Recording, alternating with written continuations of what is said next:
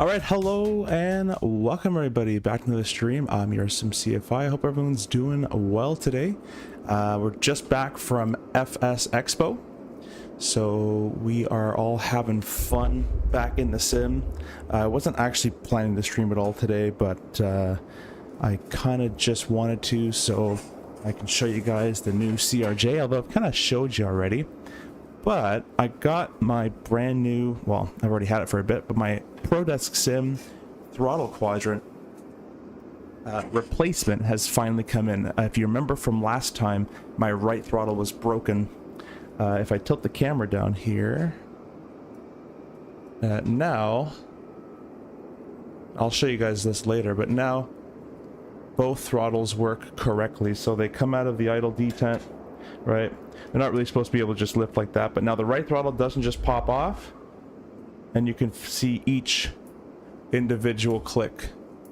Very nice. So now they work very well together. I'll be able to do that. So we'll be showing you that. I'm also going to be using my PU Air Korea FMS, which they have given to me to use and review. So I've been using it a lot, and I actually quite enjoy it. I just have to turn it on actually. So we'll turn that on, and while that fires up and I'll have to port the screen over, we'll talk to the comments. So just before we get going as well, FS Expo was an awesome experience. If you get a chance to go, try to go. Meeting the developers like PUR Korea in person, Wing in person, Moza. I met Contrail, I met FSS. I just met a bunch of different guys. So if you see the logo at the top of your screen with all my little partners of the channel, I met them all, except I don't think I met ProDesk Sim there, but I met a lot of others.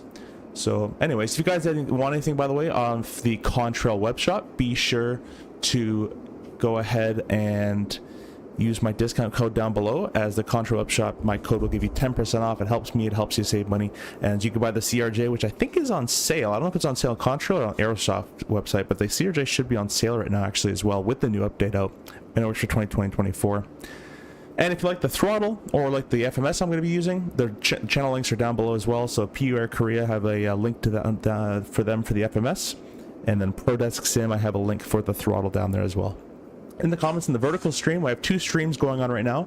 We have a vertical and a horizontal. In the vertical stream, you have Zevin.3. Hello, welcome. The stream is vertical. Yep, that's the vertical stream you're on. If you go back to my channel, there should be two streams. The one that says brand new is the horizontal one. That's how I made it so I can remember. On the horizontal stream, we got Mike, who's first again. Anthony, welcome as well. Captain Burger, let's go boys, excited for this update. I think it finally picked the plane up with the sale on Contrail going on. Yeah, man, use the code down below if you want to, or use someone else's code as well, but try to save some money on it if it lets you with the additional sale. Be sure to go ahead and do that. I think you'll like it. The flight model is great. Is the airplane going to be a Phoenix? No, it's not going to be that level, and it probably never will be that level, but it does create a much better airplane now that we have the flight model in here, in my opinion at least. So oh, I just noticed what I did. I broke my, there we go, broke my vertical stream. Anyways, who else we got in here? TJ, hey, welcome. Will the CRJ be released on Microsoft 2024 this week? It's already on 24. If it's on the marketplace, however, that's all up to Aerosoft. Or sorry, that's back up. It's all up to Microsoft. Microsoft dictates what goes on the store and when it goes on the store. I believe Aerosoft has already given the plane to Microsoft quite a while ago, and so we're just waiting on them to release it. But on the Aerosoft store, if you have it there or Contrail anywhere else, you can update and you can bring it to 24. It works just fine. I'm in 24 right now, actually. This is 2024, guys. Anthony says, I'm taking a break from Flight Sim while I upgraded my office setup, plus so this helps satisfy. Okay, yeah, well, pleasure to have you in here and watch along with us. Hope your office goes well. Rally Deadly, I hope they push the update to Contrail soon. I'm out here refreshing every 5 minutes. Oh, it's not there yet? Okay. Well, keep that in mind, guys. It's not on Contrail just yet, but it's on Aerosoft, the first one. I'm sure Contrail will get it either today or tomorrow. Hey, Five, welcome. And nice meeting you in the expo as well. Thanks for jumping in. Spud, are you aware of Marketplace, specifically Xbox updates coming? Yeah, so I just kind of touched about that. Aerosoft did release the plane to them quite a while ago to Microsoft for them to update, and it's all based on when Microsoft gets around to updating it. That's kind of how it is, unfortunately, right now. Gramps, I got it through Orbex store and it's not updated yet. Going to wait and see. Yeah, so Aerosoft can only dictate Aerosoft. So if Aerosoft store is updated, that's because they have control over that. All the other vendors update at their own leisure. Usually Contrail and Orbex and SimMarket, those are pretty quick. Marketplace will be the longest one to wait for. Dominic, hey, welcome, welcome. Hope you're doing well, my friend. And we got 30 of you guys in the horizontal, 30 of you guys in the vertical stream. I really appreciate you guys being in here with me. If you can go ahead and hit the like button and subscribe, I would really appreciate that as well. So this screen should have turned on, but it didn't. And I'm thinking I might have unplugged something when I shouldn't have. We're going to try turning it on again. We're going to jump in the airplane here. I'll give you a bit of a... I don't think this is a real flight. I'll give you a bit of a fake walk around here. But we're going to be taking this Endeavour Bird from San Francisco to ONT. I think it's Orlando, Ontario. I already forgot. I've never flown there, so if I've never been there, I forget where it is. But it's a scenery by Vertical Sim that I'm going to. So the scenery flying to is by Vertical Sim. You can get it on the Contra web shop as well. And this is the Flight Beam San Francisco, which I think you can also buy in Contra with the discount code down below. And this is Microsoft 2024. Don't worry about that. It's all part of the program there. And yeah, so let's go ahead and jump in here. And I'm going to see if I can get my FMS working really quickly. I'm going to pop this window out by pressing right Alt and plus. And I'm going to bring it... Yeah, something's telling me that's not working. Let me go ahead and leave... I'm going to actually close this window. Let me close my FMS really quickly. You guys can talk and I can respond to you guys still. Ontario? Okay, that's just what I was thinking. Thanks for that. 5, that was my buddy, but oh yeah, sorry about that. Yeah, he said to say hi from you. My mistake. There's so many things going on there. My brain was just on fire of how much was happening at FS Expo. Just says CRJ up on Orbex. Oh, perfect. There you go, guys. It's already out on Orbex, so go update if you have it on Orbex. I'm going to try to figure out why this guy isn't working.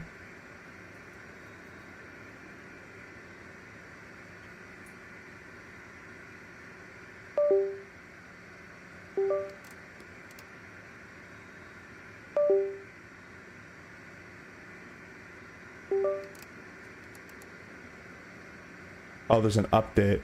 Okay, there we go. Now we're making good time. All right, let's press this. Oh, you know what? Damn, that's what I forgot to ask. Oh, WASM needed. I'll have to restart probably. Damn it! I really don't want to do that.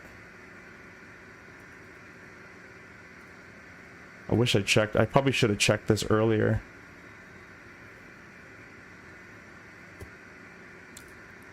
Enzo, hey, welcome, welcome.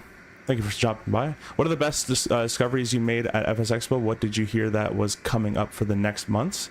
We'll talk about that in just a second, guys. I am going to keep streaming. I think I'm going to go without PU Korea today just because it's I have to back out and then I would have to relaunch the sim and kind of do all that. So I kind of don't want to do that with you guys all waiting here. I don't want to waste your time. So we're just going to go ahead without it. And I will just kind of keep the camera pointed down there. Bring it a little farther away so you guys can get a nice little action shot of the ProDesk Sim CRJ throttles. And I'll fix the vertical stream again so you guys can get a nice view of that as well. I really appreciate you guys all stopping in. I'm sorry for this little tech support. I've been at the expo for a bit, so need a little bit of time to readjust here.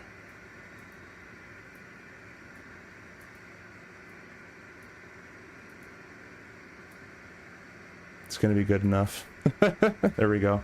So vertical stream again, guys, and horizontal stream. We're gonna get going and plugging away here. If you guys can all press like and press the subscribe button. We're at 6,050 subscribers. Already gained a ton, so thank you for that.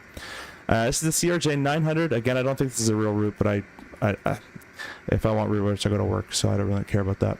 Some of you guys do. I don't care. I just want to fly it.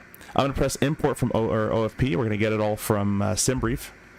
We'll refresh the Medtar just to have all that stuff up to date. Let me go ahead and jump on VATSIM as well. We are going to do this on VATSIM because I think I had seen there was controllers online earlier. So we'll go ahead and do that.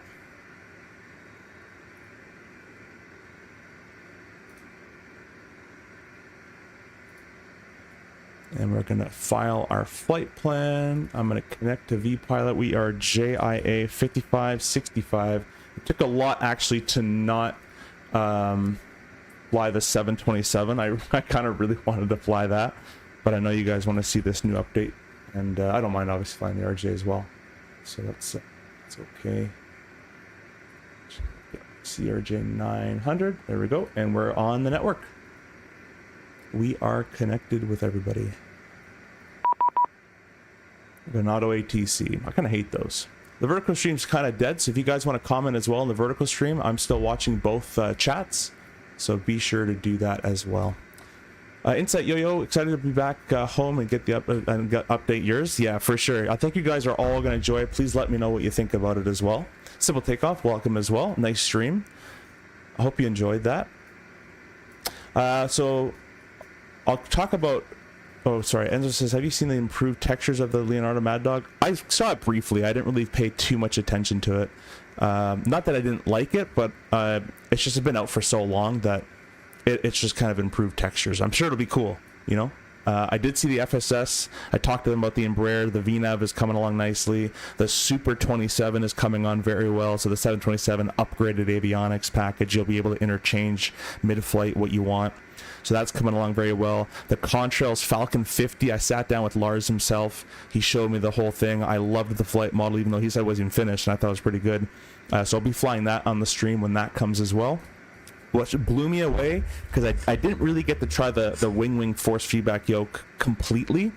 What blew me away was the Moza force feedback yoke. That one felt the best for me. I don't know if the other developers or the other teams didn't have the right settings, and people are changing settings constantly and all that kind of stuff, plus the flight model they use and all that.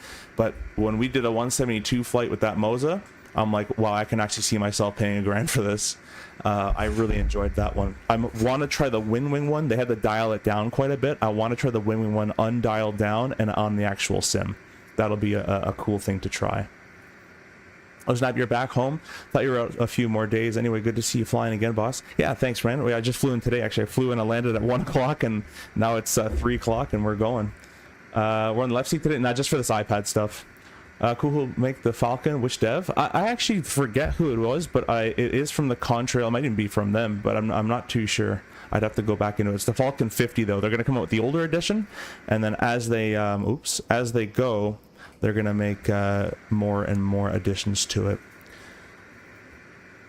Has the flight model been significantly improved? In the CRJ, 100 bajillion%. What there's Embraer coming? Is it the 175? So the 175 is already in the sim, and FSS is currently working on the 175 and 190, the one they have currently in the sim. So let's go down. I guess I don't have a FMS view. Let's go down to this FMS here. Let's actually just quickly make sure everything's in the right spot. Let me cover very quickly some bugs you guys are going to encounter. Well, not really bugs, but they're problems, and I'll mention them as we go. The first thing is, if you guys spawn, you go to aircraft and you press turnaround state, which I do all the time, that's fine. There's absolutely no warning. There's no yaw dampener there. There's no warning about a yaw dampener being off, even if you go to the next page. There's no warning for yaw dampener off. However, the yaw dampener is in fact off. And if you don't spam click these, I just do them almost all the time on the ground just in case. It should tell me now, like if I disengage it, now that I've engaged it, now we get a yaw dampener or yaw damper. So we'll re-engage those. But if you don't engage them in the first place, it won't tell you about it, and you're not going to have autopilot. So if you're spamming the autopilot button, go to those yaw dampers, click those first. Once you turn them on there and they come off again mid-flight, they will tell you about it. It's just on that initial state, the panel state. Turnaround, ready for startup. Cold and dark works fine, ready for taxi works fine, but these two, if you don't hit the yaw damper, the autopilot will not work. All right, so we're gonna rifle through this because I have some people coming over. So Hope you guys are enjoying both stream formats. Got 39 of you guys horizontal and 34 in the vertical stream as well. Anyways, let's get my flight plan out here, and just to verify all this has been plugged in properly. Unfortunately, there's no one here in San Francisco, so I'm just going to get the weather and on Navigraph here, and I'll be over there, and I'll pop that up so you guys can see what I'm doing along with me here. And we're just going to unload the flight plan, reload the flight plan from SimBrief. There it is right there. I'm going to click San Francisco, I'm going to click weather, and I'm going to click ATIS. We got a departures of 1 left, 1 right, 28 left, 28 right. Good old San Francisco. So we're parked on this side. I'm going to pick the closest one to me. So we'll take 1 left. And it's one of the choices, so that works for me. We're going to put this on the SID, and we'll just leave that kind of hanging out on the SID here. There we go. Just fixing it for the vertical stream. And I'll pop that out of the horizontal. So let's go back to the FMS here. I really need to make a view for this. What's Alt 3? I kind of already assigned. Alright, that's fine. I'll do it later. So, departure arrival. It's going to be runway 1 left. The departure is the Welza 5. Previous page, previous page, previous page. Oh wait, clicked it. Am I at the right airport? Okay, so or am I just not seeing it?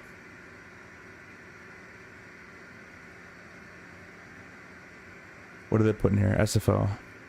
What does that put in there? XFO. Okay.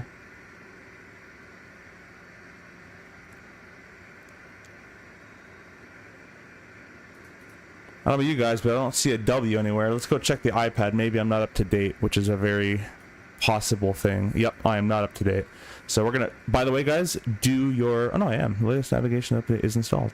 Do all your Navigraph updating through the EFB. Do not do it through the Navigraph hub. It does not like that. I'm gonna cancel mod. We're just gonna click without a runway. Okay, without a runway it works. So runway 1 left, it kicks it. It doesn't like 1 left. I guess that's because it's only a 28 left, 28 right. Yeah, it says it right on the chart. Ding dong. All right. So let's find, I guess we'll just go to 28 left. That's fine. I'll taxi all the way. It's gonna kind of hurt me to do that, but I'll do it. So I just don't want to get a new SID. Our transition is cakes. We'll execute that. And our arrival is going to be the Ziggy 8. Previous page, previous page, previous page, Ziggy 8. And it's going to be via EHFVOR. We will not plug in an approach just yet. We've plugged in arrival in, but we're not going to plug an approach just yet, as it's too late. It's too early in the game. We'll plug that in later when the weather's changed and all that. We get a little bit closer, and then we'll find what runway's in use and what approach is in use, ILS, RNAV, visual, whatever. So we'll plug that in later on. So this all looks good. Our alternate's LA. We got really, yeah, good amount of gas for this little bit of a trip. Flight plan is all entered in. Porto, next page. Ziggy to EHA, yeah, that's all good. Next page, we're gonna be cruising. Man, I missed the this FMS already. I kind of wish I restarted now, but oh well. F350. I'll get it on the next stream, that's for sure. Alternate is cruising. Alternate altitude is 300. Our fuel, we're just gonna send this. I'm gonna be lazy today. If I had the full FMS working, I would type it all, but I'm going to press set payload and simulator. Actually, it's spam enter and set payload and simulator. Sometimes it doesn't take, so I spam these two. Copy data into the FMS. Now I got our fuel, 0 fuel weight, taken off with a 75 card. That's good because even if we have an emergency after takeoff, we are below the max landing weight of 75,100, so we can come back without that in the back of our heads.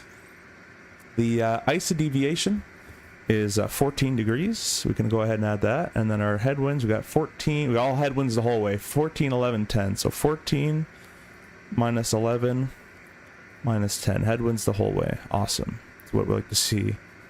Next page. Our reserve fuel is 1673. And our estimated off is 1935, which is, nope, not going to make that. We're just going to put 8 Zulu. Taxi fuel 400 is fine. We'll execute all that. Perf. We're going to go back to the iPad. I'm going to set this as Alt 3 because I don't want to keep moving my view. It's going to be, let's click this guy down here. They have us runway 28 right. I've selected 28 left. That's okay, fine. We could change it. We'll stay, that's a departure that was in use. 28, it was 28 left, 28 right, 1 left or 1 right. So we could take 28 right. That's fine. Just put that all in there, just so it all syncs up nicely. If I had a bit more time, I'd probably just go change it, but click the perf button. So we're going to enter a flex temp in there. So it's 28 right, flap 8. It's going to be bleeds on, anti-ice off, flex temperature of 48, which is pretty standard. We'll throw that in there. VNAV setup 280 at 77 is normal. Our top or our cruise speed is going to be 260/77. This is more of a reminder for you guys. There's no auto throttle, so this doesn't really affect anything. It will change a bit of the fuel calculation, but other than that, that's it. 4.0 is fine. Radio page, we're auto. Squawking 2000, as there's no one here, and that actually should be on the standby. It should not be on right now. And that's all good. MFD menu, we're flying from the right hand side, so VNAV on the right, and we'll select the left hand side, which will be pilot monitoring in this case. We'll go on. That's how it says. Pilot flying gets VNAV, and pilot monitoring gets on. Flight plan, copy active. Flight plan, copy active. Now both FMSs have a secondary flight plan built in. Alright, let's go ahead and start the APU. So I'm going to press the power fuel. You're going to take a look here. We got the APU in byte doing a self-test. The LCV is open. The SOV is open. Gauges appeared. Doors open. Start. And there it goes. We'll catch up with the comments. It's actually, I'll give you a sound. I know you guys like to hear this stuff. This is the Boris sounds outside.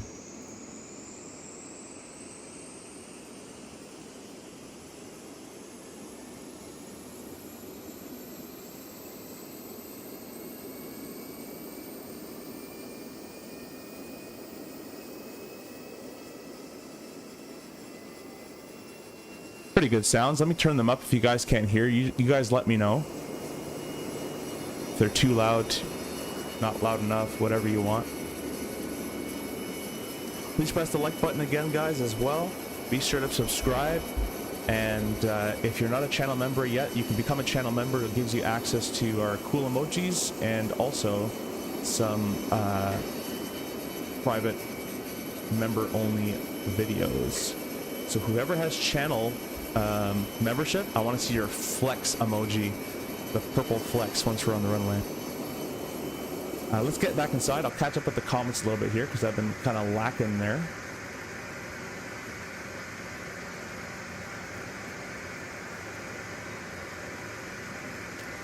Love the FSW one and P3D. Falcon 50 was a blast to fly.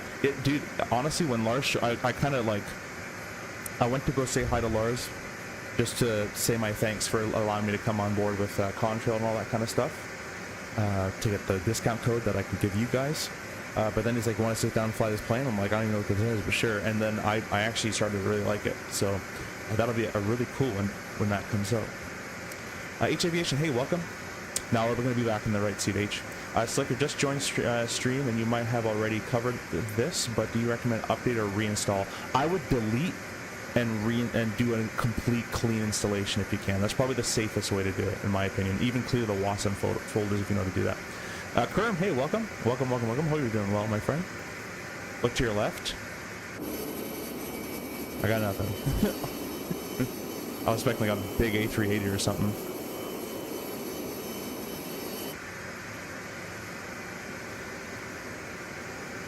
Do you just use the reserve as shown in JZA flight plan, or do you add... Nope, just use the reserve. Contingencies on top of that. Whatever you have in contingency is all extra that we don't account for. That's back of your pocket, and in real life, at the very top of the flight plan, it'll say remarks, and under remarks, it'll have contingency fuel for... The dispatcher will say what the fuel is for. You can't just use it for whatever you want. So if it says contingency fuel for weather delays, you can apply that fuel to weather. If it says for any delays en route or anything, then you can apply it as the captain at whatever he or she likes to use it for. But the contingency fuel in the remarks has to be a mention of what it's actually intended for. You can't just say, oh, contingency, let's go. You have to see what it's actually meant for. Flying Delta, yeah, we're in Endeavor. Gotta go to the gym. Looking forward to replaying the stream after I have a good lift, or good fit. Maybe you meant lift. Well, enjoy the gym. Don't do anything to break your medical, and we'll see you on later on. When will be in Contrail? I asked him. He said that it shouldn't be too long. I think from memory, it was about a few months. From memory. Reinstalling to be safe? Yeah, that'd be a good idea. For the end of the 25th. Is that for the Falcon? 2025. No, that makes sense. Yeah, no. That's probably more real, Enzo, yeah. And listen to Enzo's comment. And same for alternate fuel, don't add to reserve. Correct, yeah, just, no, reserve is your alternate fuel. So you shouldn't, your reserve's on top. Your alternate is the fuel you're gonna burn going there. So like you have your alternate fuel, which is the fuel you're gonna be, is accounted for to go to LA. And then your reserve is on top of that fuel. So yeah, don't add it together. Just put reserve right in the reserve window and you're good to go. All right, let's get back to setting this thing up. The AP is online. Let's press electrics. We're all good there. Press electrics. The DC and AC system power is being supplied by the APU nicely. We can disengage the ground power switch. We can also go here and get rid of our, oh, we can toggle the jet, well, no, I didn't mean to do that. We can toggle the jetway with this button. I think because I use GSX, it doesn't like me, so I'm going to do it with GSX. And hope. There we go. We'll close all of these doors. We're going to get rid of the ground power. We're going to get rid of the chocks because now we're on our own power and the parking brake is set. We're going to tell GSX they can go ahead. Actually, yeah, we can go ahead and tell them they can hook up. I'll be good for right now.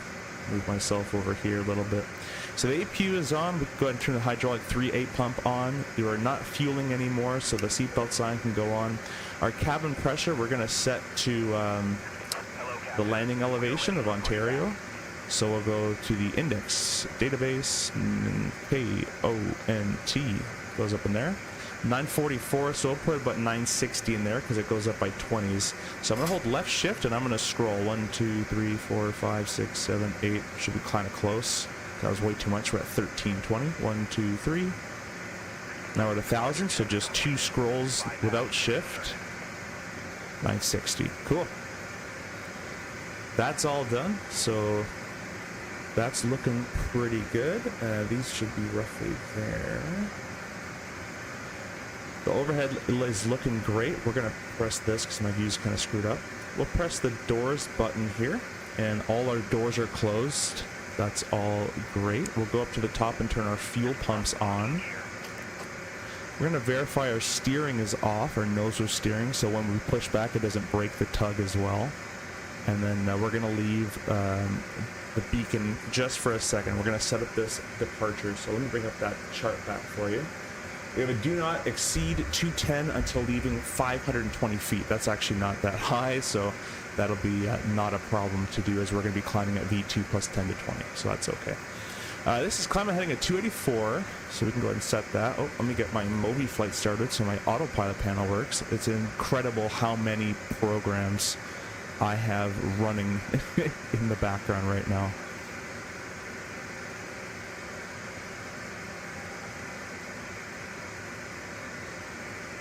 Do that really quickly.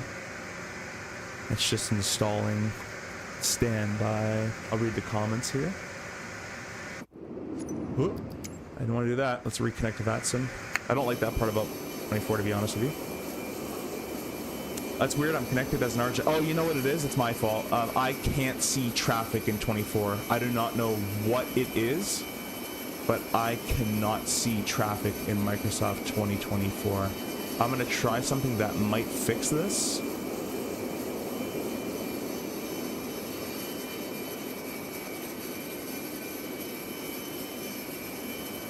but I can never see anybody in Microsoft 2024. So it's not a you problem, it is a me problem.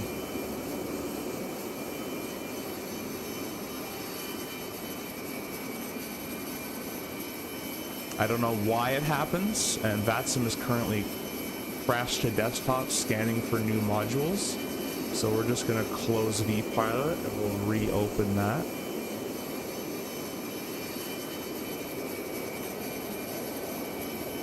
Yeah, I don't know why this happens to me, guys. If you guys have any ideas, I'd be game to learn it.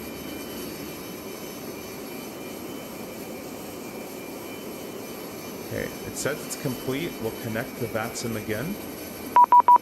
Yeah, auto ATC, but I get no airplanes. Notice that? I get nothing. I don't know why. I think what it is I'm only seeing airplanes in 24. Like whoever's playing 2024, that's all I see. Other than that, I don't see them.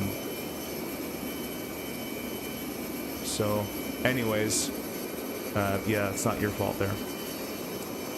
So we're doing this departure. It's runway heading at 284. Let me go and start my movie flight, which I already said I started here. Just gonna put the right profile on, and we'll start that up. There we go. So heading of 284. It's basically our runway, our heading right now. It's kind of nice. We're going up to, it's assigned by ATC, but from port on transition, maintain 3,000, expect filed altitude. Well, because there's no one here controlling me, I'm just going to go right up to the cruise altitude. And I think it was 35,000. Yeah, 35. And that's it. You would put the top altitude of the SID in there or whatever ATC gives you, but there's no one here, so I'm going to do it. We'll set our speeds up as well. So we'll press, go over here, press performance, return. Flap 8, it's dry, 140, 41, 52, 99. It's all been set up. We're going to select our flight director to the right-hand side. That's by clicking the XFR button over there.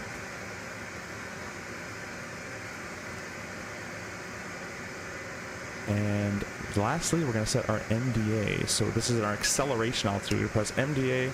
And we're gonna scroll this guy on up to let's see, we're at sea level. We'll do 1010 right there, 1,000 above or so. Sweet. That's all been set up. I'll give you guys a very quick brief. It's gonna be runway 28 right, flap 8, flex rolling bleeds open. The anti-ice and continuous conditions not required, and the minimum visibility, it's basically VFR outside. We're doing the Wilzer 7. Or whatever that's pronounced, which is runway heading to 520 feet, then direct cross wells at or above 2,000.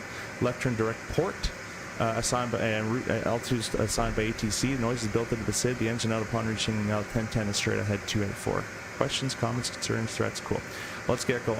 So, go ahead and set our clock up properly here as well. And we're basically ready to push. So let's go ahead and go beacon light on. Transponder to number 2. I'm flying from the right. Park. Actually, I can't do parking brake because GS has to yell at me. Let's go ahead and go continue pushback. We're gonna push going to the right. Before I do that, let me get .CTAF KSFO 120.5. The thing is, I can hear people. I just can't see them in 24, and I have no idea why. Right gate Bravo 17.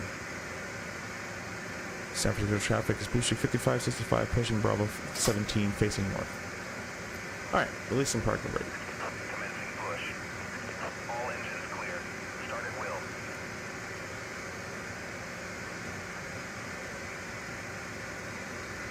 All clear reserves, cool. Yeah, that's some model matching, something with that. I'm doing something wrong.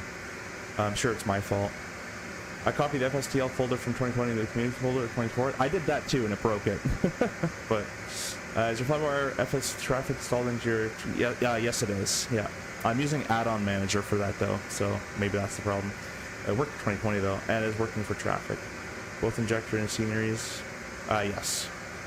Are there any error messages in vPilot about it? No. There's nothing. Let's go ahead and start the engines, guys. So we'll start our, you guys can see the throttle on the bottom right here. In real life, you actually have to click this red lever. I'll show you in the sim as well. And that is what actually allows it to go into idle.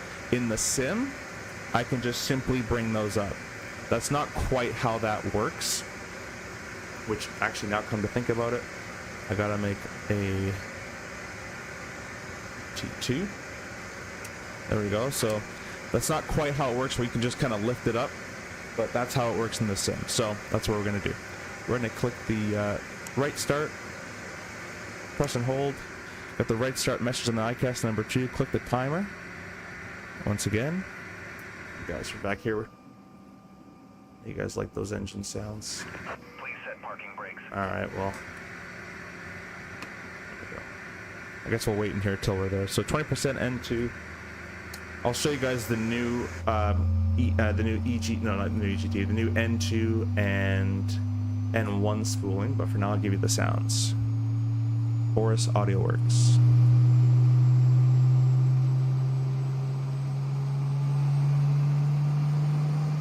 Ladies and gentlemen, please pay attention, as we will now display the safety features of this aircraft. When the seatbelt sign is illuminated, insert the metal fittings into the buckle and tighten the straps.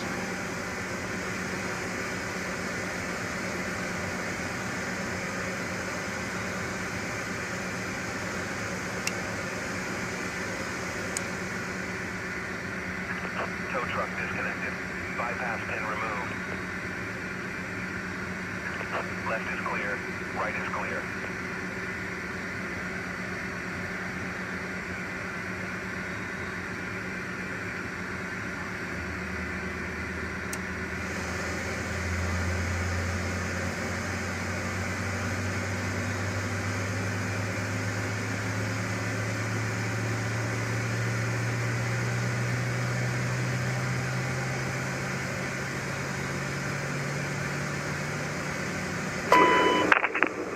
San Francisco traffic, Unit 571 Heavy, we're at Foxtrot 19er. We're going to push back onto the alleyway short of Alpha, San Francisco. Anyways, I was saying some really cool stuff, but we started cut out number 1. We got both engines are stabilized, so we can go ahead and check the electrics. San Francisco traffic Southwest 2768, right hand turn for the ILS approach runway 28, we'll call when 6 miles. Electrics are checked. We'll go ahead and turn off our APU, both right start and the power fuel. Aft cargo can get turned on to the 3rd position there. Probes can get turned on as well.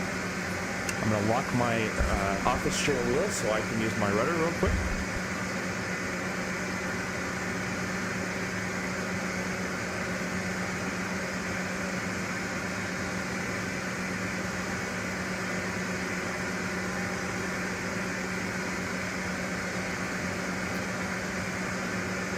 Alright, you should be able to hear me again. Let me know if the sounds are too loud, guys, as well.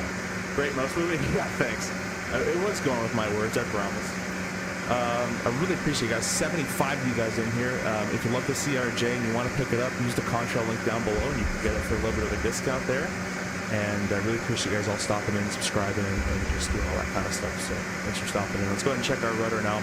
So we'll go full left, full right. By the way, guys, let me go ahead and show you before we get going. This is my control settings. It's 24, but you guys can use it in 2020 as well. It's kind of the same. You can run this new update with absolutely no, oh my gosh, it takes forever, absolutely no settings done to it. But this is what I like in 2024. I like it not as stiff in 2020. They fly a little bit differently from the two sims. So in 24, this is what I like. I know it seems like a lot, but trust me, it's much, much better from before. You probably, honestly, you don't even need to do this. I just like it on the heavier side. So that's what I use for pitch and roll. The rudder I've left completely alone. And again, you don't need those. I just do it because I just like it a little bit heavier because the TCA yoke is way too loosey-goosey. Anyways, where were we? So the rudder's been checked. We can throw the steering on. Let's reconnect to VATSIM because every time you pause in 2024, you disconnect. Tax light goes on. Park brake goes off. And the airplane should start to roll on its own. As you can see, that's a new feature, right? I have not added any thrust. We're still idle. That's very real. So we're going to add a little bit of thrust here. I'm going to get my taxi chart out. Taxing the 28 left, it's going to be via, or 28 right, it's going to be via, let's take the right turn Alpha, then Fox, cross, 1 left, right, and all the way. So that's what I'm going to say I'm going to do. San Francisco traffic, Blue Street, 5565, taxiing Alpha, Foxtrot, crossing 1 left right, holding short 28 left.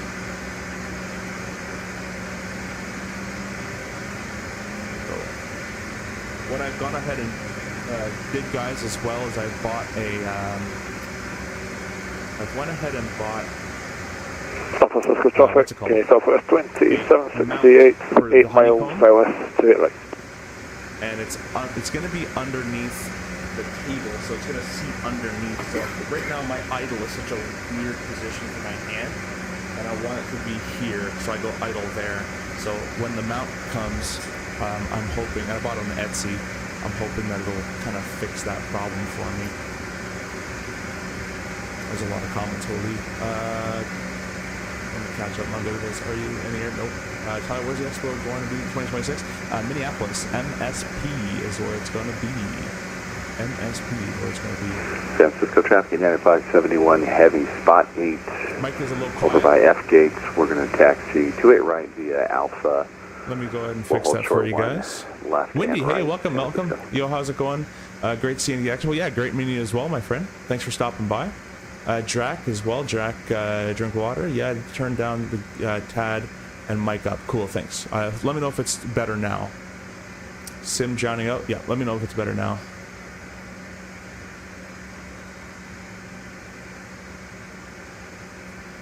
Always let me know. Anyways, once we cross 1 left, 1 right, we're going to go ahead and get our flaps and all that kind of good stuff.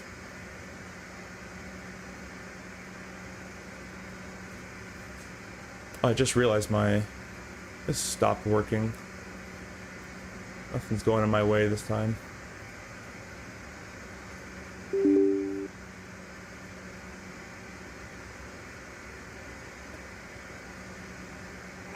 Traffic, United at 1597. There we go. I ain't getting an overlay.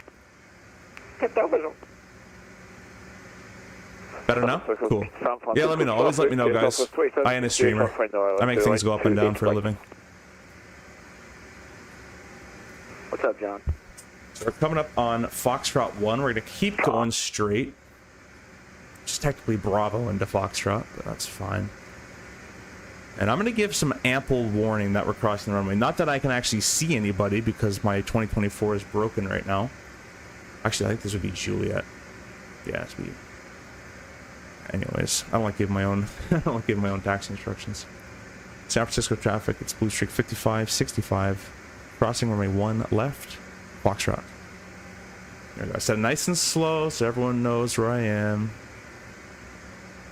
What you're going to notice, guys, once you update this airplane as well, because I recommended to them, the devs, that this airplane under crosswind conditions, the rudder turns the nose gear at high speeds kind of too quickly. I can't see traffic anyways, but I don't know why I'm looking. But anyways, so the only fix that they were able to do with the code they have available to them is under 45 knots, guys. It might taxi a little quick or a little sensitive, but after 45 knots, the rudder really dampens out. San Francisco traffic, Blue Streak 5565, crossing 1 right, Foxtrot. It really dampens out, so you get just a rudder feel, which is much, much nicer for your crosswind landings and takeoffs. Last caller's 2x5. Didn't hear a word he said. Love that groove runway sound.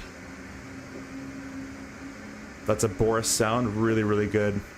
The gear sounds Boris has sound very realistic. Notice how it's kind of a little twitchy on the ground. When Windwing eventually comes up with that tiller, that will be an amazing addition that I'm going to add to this as well. So let's go ahead and get our flap set. So we'll go flap 8.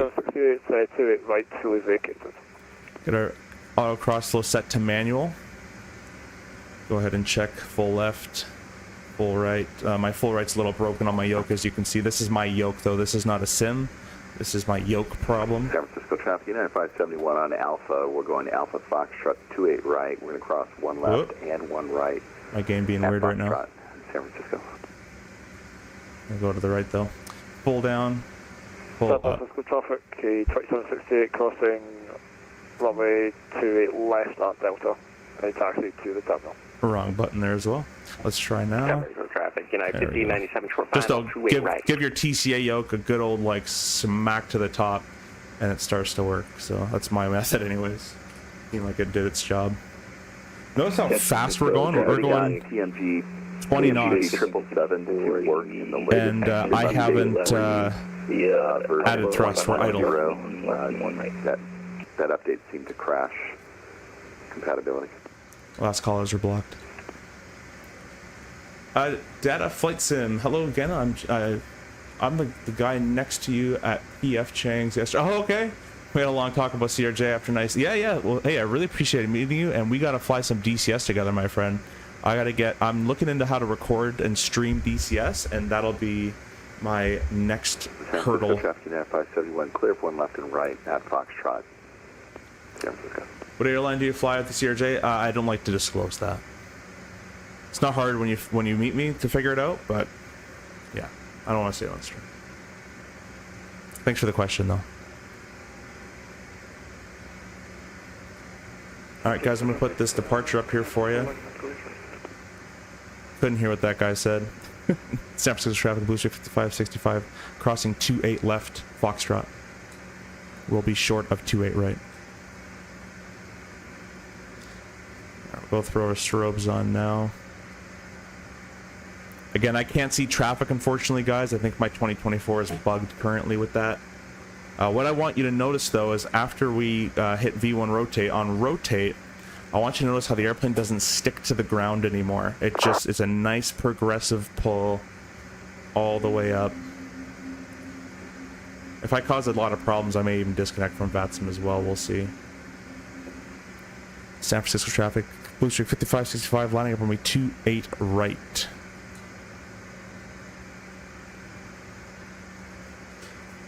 Alright, lights are on. We'll go ahead and say we're clear takeoff. Blue Street, do you see a Korean Air 777 on top of you? Yeah, you just went through me. Oh, sorry, I can't see traffic. I'll just go ahead and disconnect. My 24 is bugging out. There we go. See, I knew it was going to cause problems.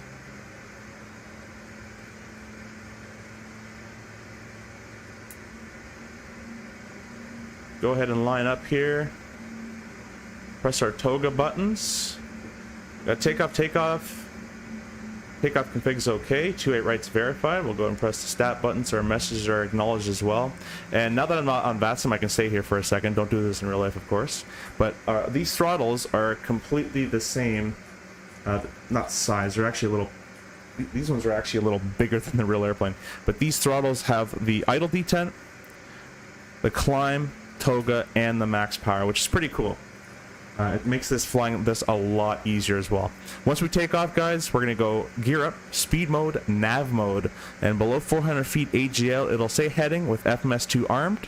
As soon as we pass 400 feet, it'll say FMS2 captured, and it should get me on that turn. I've never ever seen that in my CRJ days ever.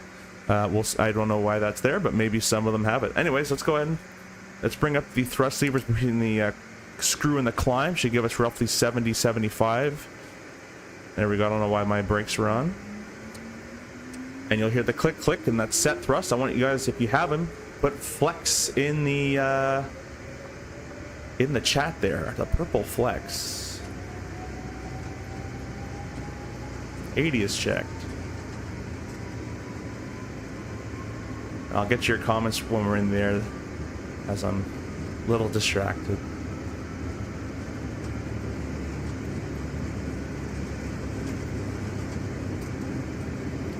V1, rotate. Watches the airplane. I didn't even set my trim. Call me a real pilot. Watches the airplane just nicely lifts off the ground. We're gonna go gear up. We're gonna go speed mode. That's on the autopilot panel. Climb 166. Nav mode.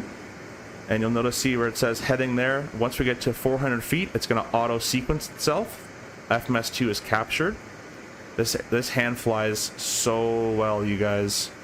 You see how smooth everything is. The flight directors are still not the greatest, kind of the older flight director, but the actual flight modeling is much, much improved. So pitching for that 166, following the flight director for the time being. We're above 600 feet. We can go ahead and engage the autopilot as well.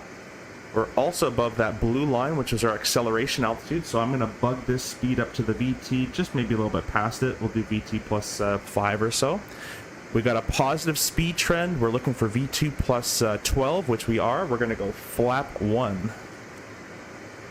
Next one is VT minus 15 knots if it's in a 1 setting, which it is. 15 knots, flap 0. Wait till we're past the VT speed, or actually at VT, and we're going to go climb thrust. Alright, we're at the climb speed there. The flaps are out, the gear is out. Climb thrust is there and set. We got a max speed of 230. Might as well use what we got. Let's go ahead and go climb 230. And I'm expecting this airplane to turn left eventually. And I have very high hopes for that. We're going to see what happens. Let's turn that off. Auto cross flow, reversers. This is actually an experiment that I want to see with you guys. Oh, you know what? I have seen this in real life, but it wouldn't have done this. What that is I believe is a flyover waypoint. And actually, I think it would have, because if I read the departure here, then direct cross Welsa, so it's probably part of the star that it's actually, or sorry, the SID as it's made as an actual crossover waypoint instead of its smart turning like that. That's actually pretty cool. I've never flown this departure, so I can't confirm it with you guys, but that's pretty cool if that's how that was, how that's set. All right, we'll go climb 250 as there's no other restriction of speed on this route. And I'm just gonna kind of fix it up direct port because I'm not with ATC. Why is it giving me a flyover waypoint? Just go direct. That it shouldn't do. There we go. I just want direct. So climb 250. The afters are basically done there. No other messages popped up during our takeoff. So once we're kind of squared away and on our way, I will take a look at the chat. So we're just nice climb 250 up to 35 grand. We can go ahead and get rid of that MDA. We'll pop back in a couple seconds there. Are you the Blues JTF Mad Dogs Discord? I'm pretty sure. No, actually, I think I'm just in Blues Discord. You come on, we stream DCS on Friday nights. You should join us. Yeah, for sure. I gotta get everything hooked up, and for sure. Boris is good to get even with the latest CRJ upgrade. The only thing that I have noticed that doesn't work with Boris's sounds in the latest CRJ update is when I disconnect the autopilot, which, side note, if you want to disconnect the autopilot, the button to map now, it's different than before. It's called Autopilot Master. Make that your autopilot button on your yoke. Autopilot Master should be assigned to that button there. But if I disable my autopilot, notice I get no sound. I get the red light, but that's because of Boris. That's not because of the airplane. Just so you guys know. 10,000 feet. Let's go ahead and accelerate. We'll go, actually, we'll go vertical speed 1500. The reason I'm using vertical speed, guys, if I just dial this up to climb 280, the airplane basically levels off and ATC will start to yell at you. So this is how I do it in real life. This is my little technique that I've seen guys do on the line. So I've adopted it into my little technique. And then as soon as you start getting close to 280, I'm just going to start dialing the vertical speed up a little bit. So here we go. Let's just start getting that nose up now. And we're going to press the speed button once we're at hitting 280. And speed.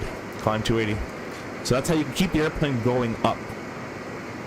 If you just scrolled it from 250 to 280, you'd still achieve the same thing, but the airplane basically levels off because it's in its brain. It's like, I need 280 knots. I'm nosing down.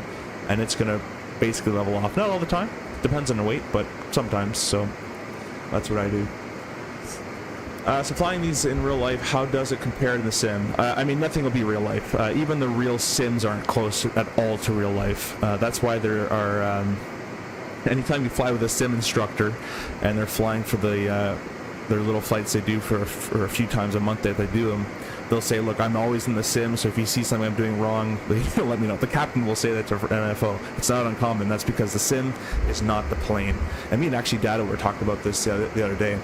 So it replicates it okay, and it does a pretty good job with the descent drag, and that takeoff was kind of nice, the way it just nicely lifted off the ground. But you don't have the bajillion-dollar yoke and rudders and force feedback and turbulent. You don't have all that stuff. So it doesn't feel the same. You have no feeling, and it will never react the same. No two CRJ flies exactly the same either between the two. They have different bug splatters all over the place, different dents. They all fly a little bit differently. They're all bent a different way. So this one flies like the CRJ flies in the sim. That's how this one flies. It flies like a CRJ in the sim. It doesn't do a bad job. It's actually, I think, one of the better flight models now that we have than other ones that I know of. I would, this is no education behind this, of data behind this at all, but if I were to rank this, I'd say it's pretty similar to the 37-800 by PMG, flight model-wise. I feel it's quite good, in my opinion. It's probably like a 7.5, 8 out of 10. Probably 7.5. You'll never get to the real airplane, so, but that's what I would say. Hopefully that answers your question. No more sticking, yes, no more. Do you have the same sensitivity on the yoke and pedals still as before? Nope, I just showed at the beginning of the stream. In 2024, I have -50s, 50. However, you don't need that. I just prefer a heavier yoke. There's transition, and we'll do all three. You can actually get away with this airplane. What I would do, what I recommend, is fly this airplane with default everything. Fly it like that, and then if you want to add a little bit, you can. I would do -10, -15, maybe a dead zone of 3 or 4. That's what I would do personally. Rudders, I don't think I even touched them. Maybe -10, but very little. You don't need any too much on this anymore. I run it very stiff just because the TCA yoke is too loosey goosey, so I'm trying to replicate as best I can the real yoke. I'm at -50s, but I know a lot of people won't like that. So when you get the chance, can I see your sensitivity? Sure. You know what? We're off VATSIM anyway, so I can just show you guys. Controls. So this is roll. That's on a 0.8, 50. These are my 2024 settings. They're not the same as 2020. I think 2020 only had -15 in 2020. But 24 I needed to dampen them a little bit more. I should probably need a little bit more actually. Dead zone, that's fine. We'll leave 0.3 there. And then rudders are completely default. So that was pitch. Roll was first, pitch was second. You can pause and go back to those. Rudders just left completely default. DM you the Discord server link. Cool. I'll be sure to join that one. That sounds like a lot. You guys have a lot of fun. I got a lot of DCS buddies as well that I used to fly with, and still do if I went back to DCS as well. Fresh freeze. I have 2020 with Boeing TCA. I was using your settings in the old updates. Should I reset? Yes, yeah, completely reset everything. Reset them all. Fly default. My biggest thing when I was talking to the devs about the flight model, and me and Grovel spent a good, probably 15 hours talking about this flight model and me testing it a million times and back to the drawing board and all that. The biggest thing was I wanted, out of the flight control movements, I wanted default settings, and it would work perfectly for everybody. And I also wanted the rudder. I asked him if there was a way to disengage the nose steering from the rudder, because once you touch down with a rudder setting, your nose gear is also deflected and you just shoot off into the grass. So there wasn't a way to do that, but under 45 knots, the nose steering and the rudder are very sensitive together. But after 45 knots, the nose steering portion severely dampens out, and it's mostly rudder at that point. Alongside the other things I wanted to come across, like the right drag and the way it should feel in landing and all that other stuff. It took us a long time to get all of it to work properly. The right power settings, the right takeoff feel, going down to 3,000 feet per minute, it's going to be slow in the higher altitudes, but then it's going to start speeding up through 25,000. The spoilers aren't going to do anything because they're the size of your forearm. On landing, you'll have about a 55-60% N1, 2.5 degrees nose pitch up with about 6 to 8 trim. It took a lot of tuning of the drag and lift at different flap settings, at different power settings, at different weights to all get that kind of to work properly. So I think you'll enjoy it, but reset all your sensitivity settings. I talked to Boris this morning to tell him the sound problems discovered so far. He's aware, and we can send him other bugs that discovered. Yeah, the only one I really know of is the autopilot one, and possibly, you know what, there is one more. If you can tell him for me, and I can tell myself. So autopilot disengage, obviously you mentioned. Also, if you're the gear warning horn sound, that one is broken for me as well. The sound is in the default airplane, but it does not work in the it does not work with the Boris sounds on.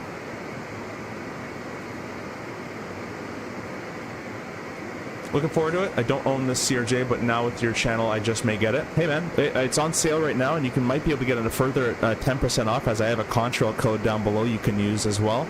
If you decide to get it, hit me up on Discord. We can definitely chat about it. And it's a lot more work than your regular airliners, as there's no auto throttle, there's no auto brakes, there's no auto land.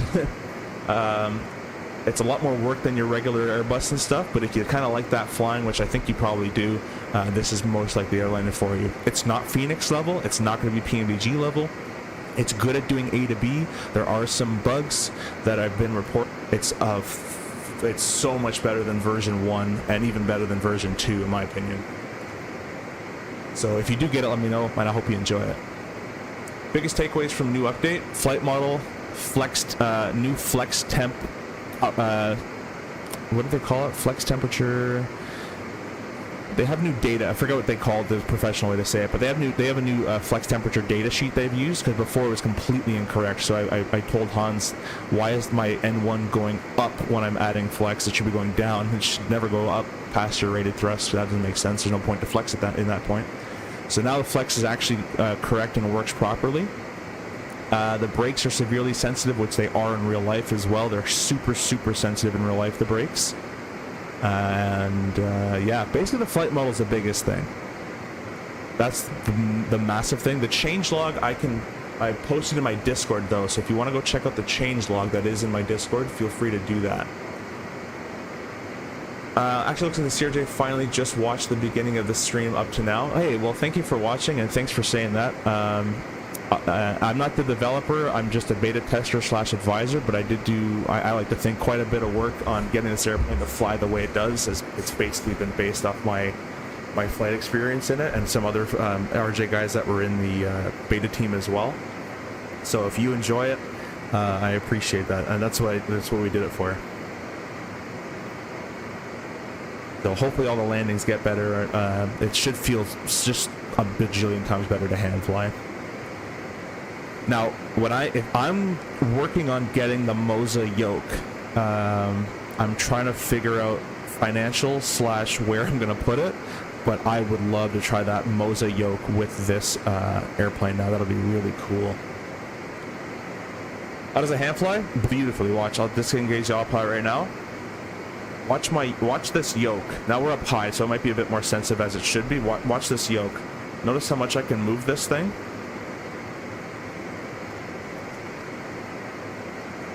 Now I've dampened it a little bit, and I showed my controls in here, but even if you leave it in default, which I recommend leaving your settings in default, don't go changing sensitivities, try it first. It's severely better. We'll throw the autopilot back on there. Try to fly, gotta make tweaks. What's your Discord link? It's in the description down below. It'll just be the Discord link down below in the description. That's what makes it fun? I think so as well, Data. Yeah, if you like that kind of stuff, I think you'll like the CRJ. This is kind of like... It's kind of like, honestly, like F-18 level of autopilot. You have coupled mode, like LNAV. You don't... we have advisory VNAV, and you can put the VNAV option on, but it doesn't work all that well in the sim, and it doesn't work that well in real life either. You got heading select and approach mode, so it's kind of like a F-18 autopilot panel. Javis says the changelog is nuts. Yeah, go look at the changelog. It's in my Discord, and it's quite longer than people would expect it to be, and don't make a joke out of that one. Austin, oh sorry, I missed one. Lewis says, where the other real CRJ pilots, or just you helping Airsoft with improving the products? There's a couple of them that are kind of, I think there's one that's at my airline, but I haven't seen him in a while. And there's a couple that used to fly the CRJ. I think me and maybe another guy are the only one that are currently flying it, that are on the team there. Do you know offhand if Boris works 24? Yeah, I'm in 2024. I'm using Boris. Again, you're going to have the problems that I'm mentioning, that the autopilot disconnect won't work with Boris sounds, and the also gear warning horn won't work because of Boris sounds in the update. But I think Boris will probably fix those along the route. Yeah, just get it for 24, Austin. That's what I would say personally. Yes, Aerosoft version 2. Yeah, buy it from the Aerosoft shop data, because then you'll have the update right away. You can do Contrail 2, but you can ask we can ask the chat here, guys. I don't know if you know, is Contrail have the update out yet? Because if you want the update out right now, data, you might have to buy it in the Aerosoft shop, but if you want to use the coupon code, then Contrail will have probably the update out soon, I imagine. Hey, Charlotte Flights, welcome, welcome, welcome. Sorry I couldn't call you. I was super busy the entire weekend. I was running around with 5 hours of sleep, going nuts like a chicken with a head cut off there. These default sensitivities on your rudder pedal? Yep, all default. But I'm using the Wing Orion rudder pedals with the nice spring and the damper. So if you don't have pedals like that, you might want to go ahead and get yourself the pedal. No, I'm joking. You might want to go ahead and dampen your settings. Let's go ahead and check Ontario. We're going to be descending shortly. It's one of those get up here, get back down immediately type of flights. The approach is 28 left and 26 left and 26 right. So let's go ahead and start planning this a little bit. We'll come down here. We're at a zero fuel rate of 64. Let's see here, 64, 590, and we're planning to land with 6,200 pounds of fuel. I don't know if I truly believe that. Let me check my flight plan here very quickly. This is kind of the stuff that doesn't work. The other thing that doesn't work that I've reported is the oh no, this is working now. Oh, look at that. Okay, they fixed this. The gross weight is actively counting down. That was not working before, so that's sweet. That's nice to see.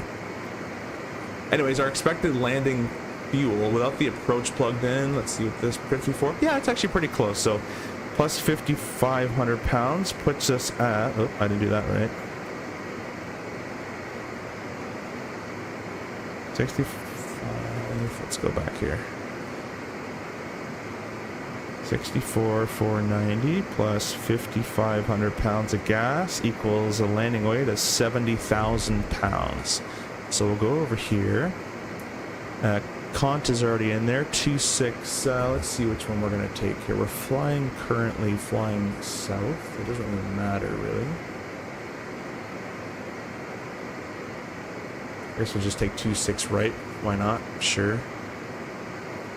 Let's see which one is longer. Are they both the same? 12,000, 10,000. All I need is 5, so at the very minimum at least. So that's okay. Our landing weight is going to be 70,000 pounds. Put that in there. 26 right. I guess left is closer to the gate. Let's do 26 left. We'll exit right off. It is dry. And we can calculate. We're going to be using 3,100 feet out of 10,200. So we would go ahead at this point and plug in our HCP, our HUD control panel. It doesn't work in the sim all that much, so I won't bother with that. Let's see if this sound... we're going to see, once we get to 34,000, I want to see if the 1,000 foot to go chime works as well.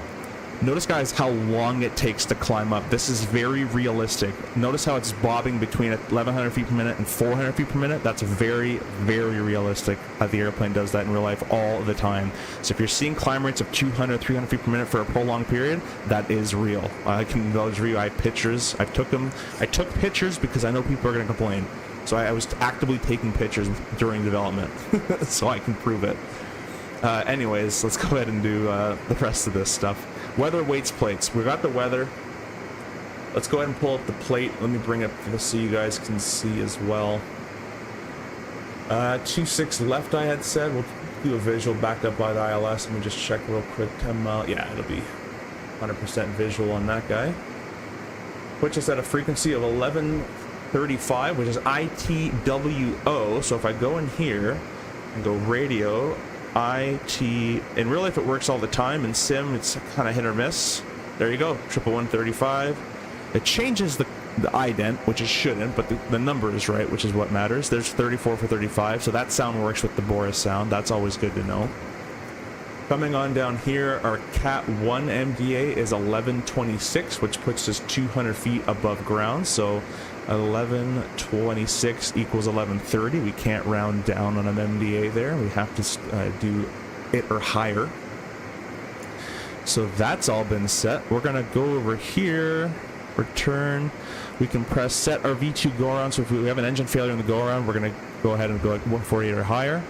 And then our VT can be set. It's calculating the VR for 142. We'll come back to this when we're a little lighter, because it doesn't calculate for your predicted landing weight, I've noticed. It calculates your current weight. So a 70,000 pound carb landing should be roughly 138, somewhere around there. So it's about 4 knots fast. Alts cap. And we're going to be cruising at 7.7, so I can just bring this thrust levers back a little bit to maintain once we've leveled off.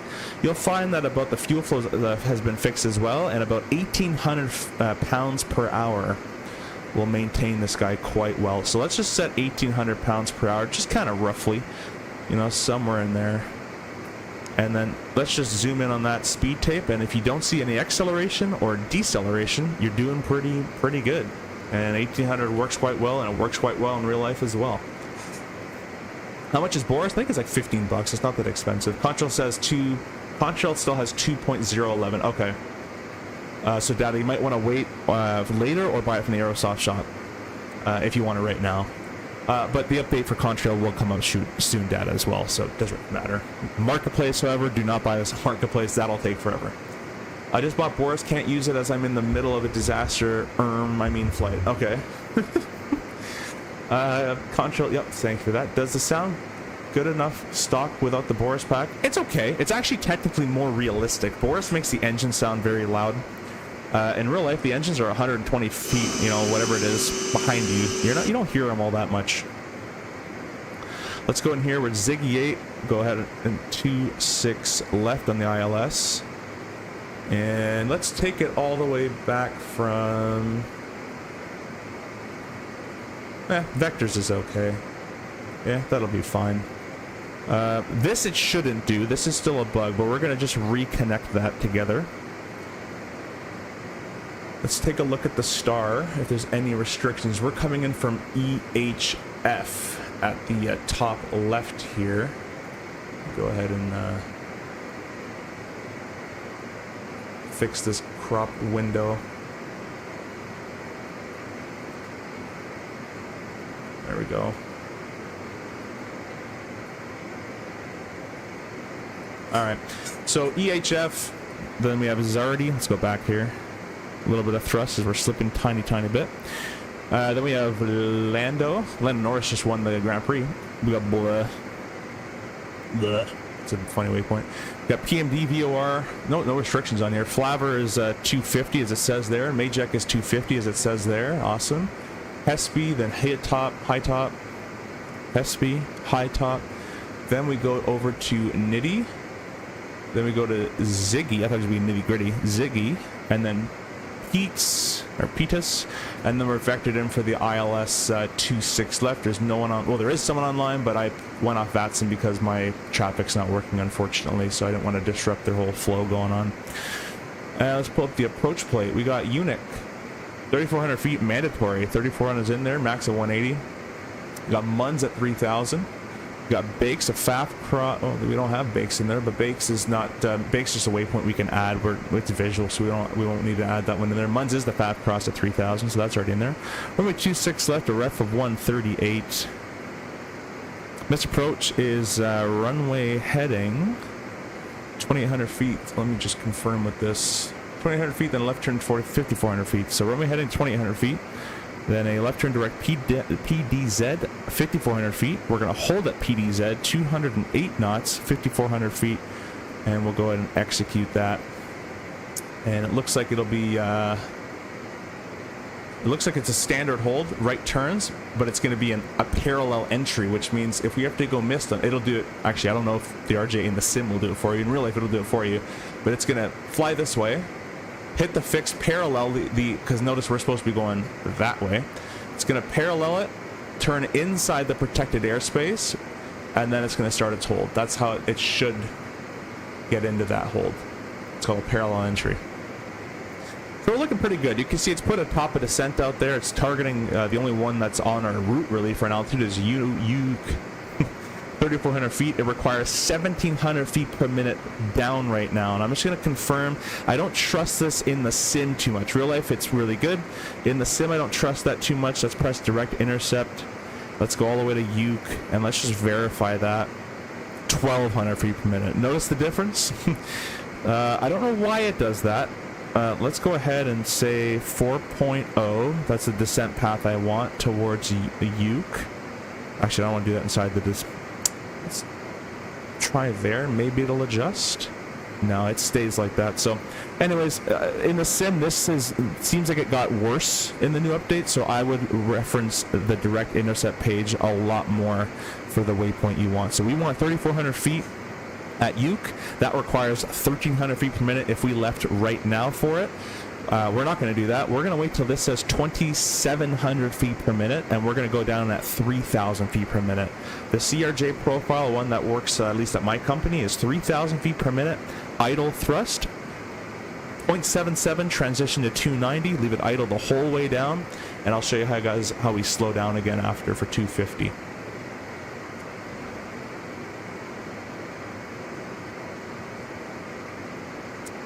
Let me read these comments. Use default. I read that one. Oh, I read actually a lot more than I thought. It's 50.99 direct on sale, 20% off the contrail for 40. Oh, that's perfect. And my data as well. You might be able to use my code for an additional 10% off in the description down below as well. Freeze, are you doing just this one flight, or do you have a turnaround? I believe I can only do this flight, but I basically waiting upon my girlfriend's answer if she's coming over or not. So that is yet to be determined. Does autopilot pitch up and down when the speed is too fast, like you were explaining yesterday? Yeah, so in speed mode it will.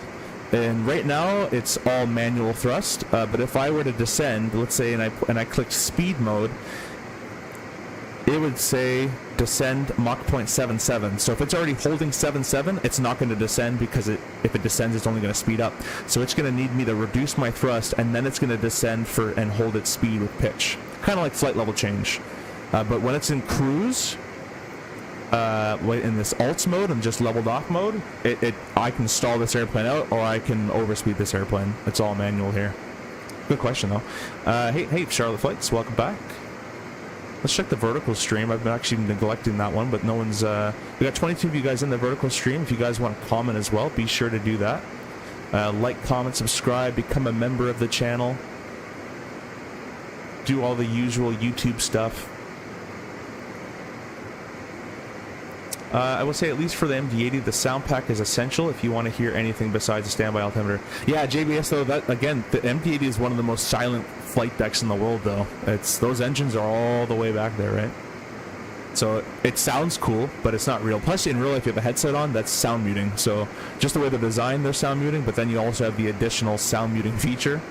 But anyways, to each their own. If you want to hear the engines because it's in, by all means, crank it up. Cutest point name I've seen was Meow. Direct Meow. Has plane path mode or VNAV descent you need to use rule of thumb? As plane path mode. I don't really know what you mean by that. Rule of thumbs, though. So if you want to target what we do real life, which is 3,000 feet per minute idle thrust, non-icing conditions, we're targeting 34 in this case. It needs 15 in non-icing conditions. I'm going to wait till it says 27. In icing conditions, I'm going to wait till it says 24, 2,500 feet per minute. And I'm going to vertical speed it to 3,000 feet per minute. The other rule of thumb is descending or decelerating for 250 knots, which we're actually going to have to do a little earlier on this descent than normal. So we may have to start down a little early as well. But the normal rule of thumb, if you need to slow down for 250 at 10,000 feet, is... let's say it's 2,000 feet away from the altitude you're targeting. So let's say you're planning to slow for 250 at 10,000. 2,000 feet away is 12,000 feet. I'm going to select a vertical speed of 1,200 a minute. So 12 at 12, 1,200 a minute at 12,000 feet. Idle thrust should nicely decelerate from your 290 and just fall into the pocket at 250 as you're descending down to 10,000. So it works out quite well. I'm just trying to see, flavor is coming up. How far to flavor? Yeah, I'll probably have to start decelerating or descending a little early, just because of that 250 in there. But we're actually still kind of far away, so we'll keep it going for a little bit here. Do you still have to enter an approach into the FP in order to get a destination airport? No. Now that has been fixed, I already have an approach in now. But if you go back in the stream, I didn't talk about it, but you should have an estimated time en route. This should all be filled out now without an approach loaded. I'm right behind you, by the way. Oh, sweet. Yeah, I can't see you. Unfortunately, I disconnected from Batson as I couldn't see traffic. I really got to get that fixed. I can't seem to get the CRJ to stay in the speed bug. It'll always float just a bit. That's okay. As long as it floats inside the bucket, you're okay. Or if it floats slightly high, you're okay. But start with a fuel flow of about 1,800 pounds per side, roughly, somewhere close. Give it a couple minutes for the airplane to accelerate. The lift and drag all changes. Let it all figure itself out. And you're looking for that. See that tiny little purple magenta acceleration bar? We don't want that. So I'm going to make a very small movement. Very small movement on the throttle. And we're just going to try to get rid of that little purple magenta bar. There it is. All right. That's it. Yeah, it's going to hold quite well. But if you're a little fast, no problem. If you're a little slow is more of a problem. Really appreciate all the likes and everybody watching as well. We got 60, 70 of you guys in here with 36 likes. Let's see if we can double that. Our goal is 4.2 million likes. Like Challenger 650 has VNAV descent with Proline 21. It's called their path. Sorry for confusion. CRJ VNAV. Yeah, the CRJ VNAV has advisory VNAV in real life, and the NG has a VNAV button right there. It does have a couple of VNAV in the NG variant. The NG, we only have a few of them in my airline. Honestly, the VNAV is quite garbage, and it's only really good for LPV approaches. That's about it. Starting my PPL on Thursday. UK, any tips? Aaron, the first 10 lessons would be overwhelming. Bring water, eat food, and enjoy yourself. If you're a flight simmer, don't act like you know everything. I promise you don't. And if I ever got a hint of a flight simmer or a know-it-all in my flight deck or my cockpit when I was an instructor, I'd break you down pretty quickly. So go in with a nice attitude, trust your instructor, let them lead, and eat and drink. Make sure to bring water, because you get very dehydrated very quickly without even realizing it. That's even with having needles showing basically no acceleration. Exactly. We're to Flavortown. Is that it? I don't know. You tell me. I've never even been to Ontario. I'm doing my first flight from Seattle, Las Vegas right now. I'm descending from 370 to 24,000. Now down to 16,000. In the RJ? Hope it goes well for you, man. Get a recording of that landing and post it in the Discord. Post. I think I have a landing section, actually. Speaking of getting a landing recording, I'm going to start my flight recorder client. It's probably a good idea.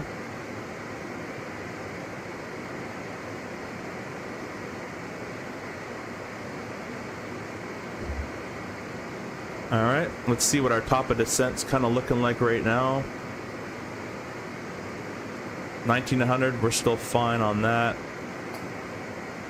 Now, as well, guys, I'm going to go back here and I'll show you the spoilers. The spoilers in the CRJ are very, very tiny, as you can see the size of your forearm. So they do literally nothing when you're descending, and that's very realistic. The other thing with this ProDesk Sim CRJ throttle, I don't know if you heard those clicks, but there's very defined clicks. And that's how the real CRJ spoiler handle is. It's click, click, click. So when we bring it out, we don't just do this, because that'll shove a passenger's face right where they don't want it to be. So we just go click, click, click, click, click. That's how we use the spoiler in real life. Just if you're wondering. I'm still looking forward to seeing you land this plane. Oh, I haven't landed the sim in a while, so we'll see. My instructor already said he's bringing sticky notes to cover the instruments because simmers never look out. So yep. It's always a good one. As soon as someone could fly the circuit quite well and all that kind of stuff, I would cover everything. Every single instrument. I had 9 covers, and I'd cover everything as I could. And you can fly a circuit strictly based off of attitude and sound of the engine, and you'll do just fine. As an instructor, I like to cover myself to make sure we're not overspeeding flaps and that kind of thing. So the student never realized we had ground speed, which is obviously not indicated, but it's pretty close. So I kind of had an idea, and they never thought to look there. But Canadian who flies out of YYZ says he's never been to Ontario. Yeah, exactly. Never been to Ontario in California. Andrew says, hello, do you recommend the CRJ now to the update? 100%.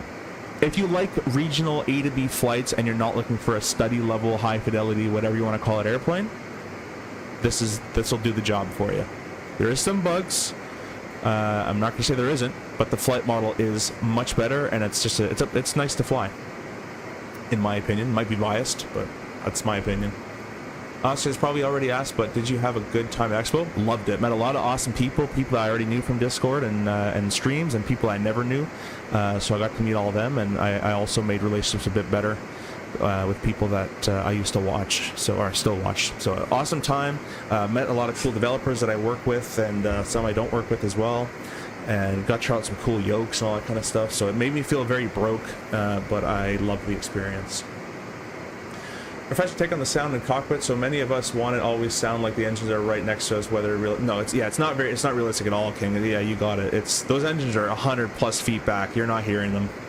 Over the air conditioning in your headset, you're not hearing anything. I don't even hear it on startup really that much. I really wanted to go. Yeah, you can go probably next year, Charlotte. It's in Minneapolis, so it's pretty close to Charlotte for you. All right, now because we have this 250 knot restriction coming up, let's see where it plans us altitude-wise to roughly be there. It's roughly planning us pretty high, so because it's going to plan us that high, I'm going to start actually descending early. Normally I would not do this, but because it has a 250 knots restriction there, this airplane does not slow down unless you can either go down or you can slow down. So we're going to start a bit early here, guys, on the descent. So we're gonna go down to 3,400. It's too much. That's what we're planning at Uke. We're gonna select vertical speed. I'm doing this with an autopilot panel, by the way, guys, but you click this stuff here very quickly. This is all fiction. You can click away all you want here, blah, blah, blah, blah, blah, blah, blah. This is fact. This is what the airplane's actually doing. I'm an FMS2 LNAV. It's armed to level off at 3,400 feet, and we're in vertical speed with 0. So now I'm going to start adding this in. We'll go to 2,700 a minute or so. Actually, we'll do right to 3,000. We'll go idle thrust. You can see it rapidly accelerating. And that's pretty real as well. Now, the airplane starts, the autopilot's a little aggressive with how much it pitches. That probably has to be tuned again with the new flight model, kind of changed it. But it's not too bad.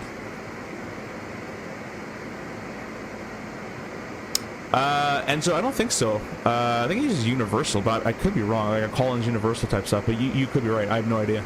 I don't fix them. I just fly them. Expo was awesome. Been 2 years now, and we'll get invest another one. If you are even semi-serious about flight sims, you need to. Yeah, you have to go. Is it every year? Every year. And the next one's in Minneapolis. For me, when I was ascending, why did I not see the TD in CRJ? It's hit or miss in the sim. I wouldn't rely on it. I would just use the direct intercept page, and it's a lot of mental. It's kind of not mental math, but just mental. I know how the airplane flies, and how, you know, we're doing 3,000 feet per minute with this much time remaining. I need to slow down. It's kind of just a lot of. I call it TLAR. That looks about right. And there's a lot of TLAR while flying the CRJ. I saw you on XP17 Video Expo. That was cool, and did the test Bluebird simulation 757. Yeah, I didn't realize XP was actually going to put me online, but Bluebird I didn't get to test. Swiss 001 was there for about 40 minutes because he was trying to record something, and the recording kept breaking. And by the time I was waiting, but by the time he was still recording, the expo was ending, and I had to leave. So I didn't get to try it, but I heard it was really good. So we'll wait and see. It's a 757. I know it's a lot of people are hyped up for it, but you know, it's a VNAV, LNAV autopilot bird. They all do the same things, so I don't tend to get too excited about airliners anymore. I don't know if it's because I work with them or I've been flying sims for 12 years or whatever, but it's a little bit older 777. You guys already have the 757. It's just a little bit fatter, a little bit bigger, it goes a bit farther. That's my take on it, though. Not everybody shares that. Even though Minneapolis is close to my lone town, it's still a 5-hour drive. That's not too bad. That's pretty good. JPS, I was looking for, whoa, going quick, for you on the show floor, but ran into Kinko instead. I don't know what Kenko is. Yeah, I couldn't find you either, actually. Technically St. Paul, not Minneapolis. Oh, that changes things. Notice this airplane, though? How it's nicely accelerating? That's very realistic. Was it Yeah, it's Providence this year, which is done now, and next year it's going to be mini. Joe says, just got back. Welcome, Joe, by the way. Just got back from different conference in Seattle, and I went to the Museum of Flight. That one's probably a cool one. Are you in 2020 or 24? I'm in 2024. That Seattle Museum is a bucket list item. I went to the Dulles one in Washington. That was really cool, too. Did you get to try the 220? No. I could have, but I was filming stuff for Owls. And I saw him kind of try it out and stuff, and I had my fill of looking at it. I more tried the hardware stuff. Airplanes are airplanes to me, you know. Battery, APU, turn the packs on, blah blah. They're all airplanes. They all do the same stuff. They just look a bit cleaner. But it's the hardware that I was personally really enjoyed trying out. In the vertical stream, we have Snowbrains. What's up? What's the ideal thrust setting for landing? Seems like I've been using a lot more thrust in the new model, so it should be 55 to 62 depending on your weight, somewhere around there on the N1 setting, unless it got messed up. Wolfgang, welcome as well. Hi on the vertical stream. Thank you guys for stopping by on the vertical stream. On the vertical stream, if you can double tap your screen, that presses the like button as well. And on the horizontal stream, you can just press the like button.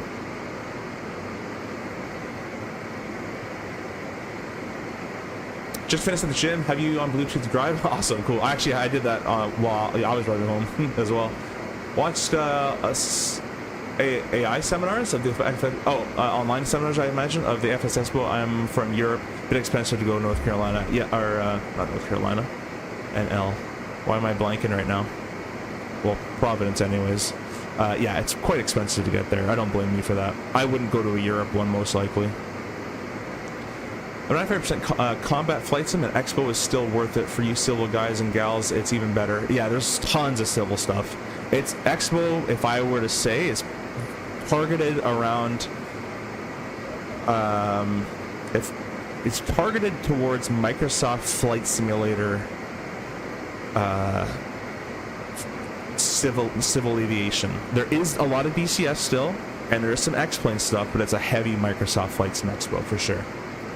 Should have gone because I go there every year, but we were busy at home. My brother goes to Brown. That's no worries, man. You're going to be the next one. I used to go to Dulles Museum when I lived in the area. Yeah, I love that one. We do a DCA layover, and I'll just take an Uber, and I was surprised it was free. Trust me, he is right that Seattle Museum of Flight is at 11 out of 10. Yeah, it looks really cool.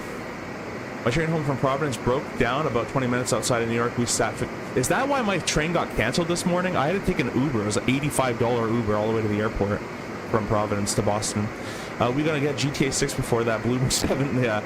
GTA 6 looks pretty cool. I hope they release it on PC because I'm not buying a console for it. We get... I went to. It has a really good plane watching deck. The Seattle Museum or the Dulles one? There's transition. The altimeter setting over there is 988. I'm just gonna press the B button. Oh, it doesn't work. All right, we'll do it. 88. 88. I'm just gonna actually. I think if you just move when you press it, right? Move it and you press it. No. Okay. 88. 88. 88. So what's happening right now, guys, we're descending quite rapidly, and because what I'm trying to do is I'm trying to get Uke down to around 1,200 feet per minute required. Notice it was at 22,200 or so before when I started. Now it's counting down. That's because I'm doing 3,000 feet per minute, so I'm doing almost double what it requires, and I'm doing that so that I can reduce my rate of descent, match up my rate of descent with what it requires, and slow down for flavor. So it's a good thing I descended when I did. If I did it any later, we wouldn't be able to slow down. So let's go ahead and set 250. We're still idle thrust, by the way, guys. Notice that? We're still idle thrust. Got a quick phone call, but I'm going to start to reduce my rate of descent.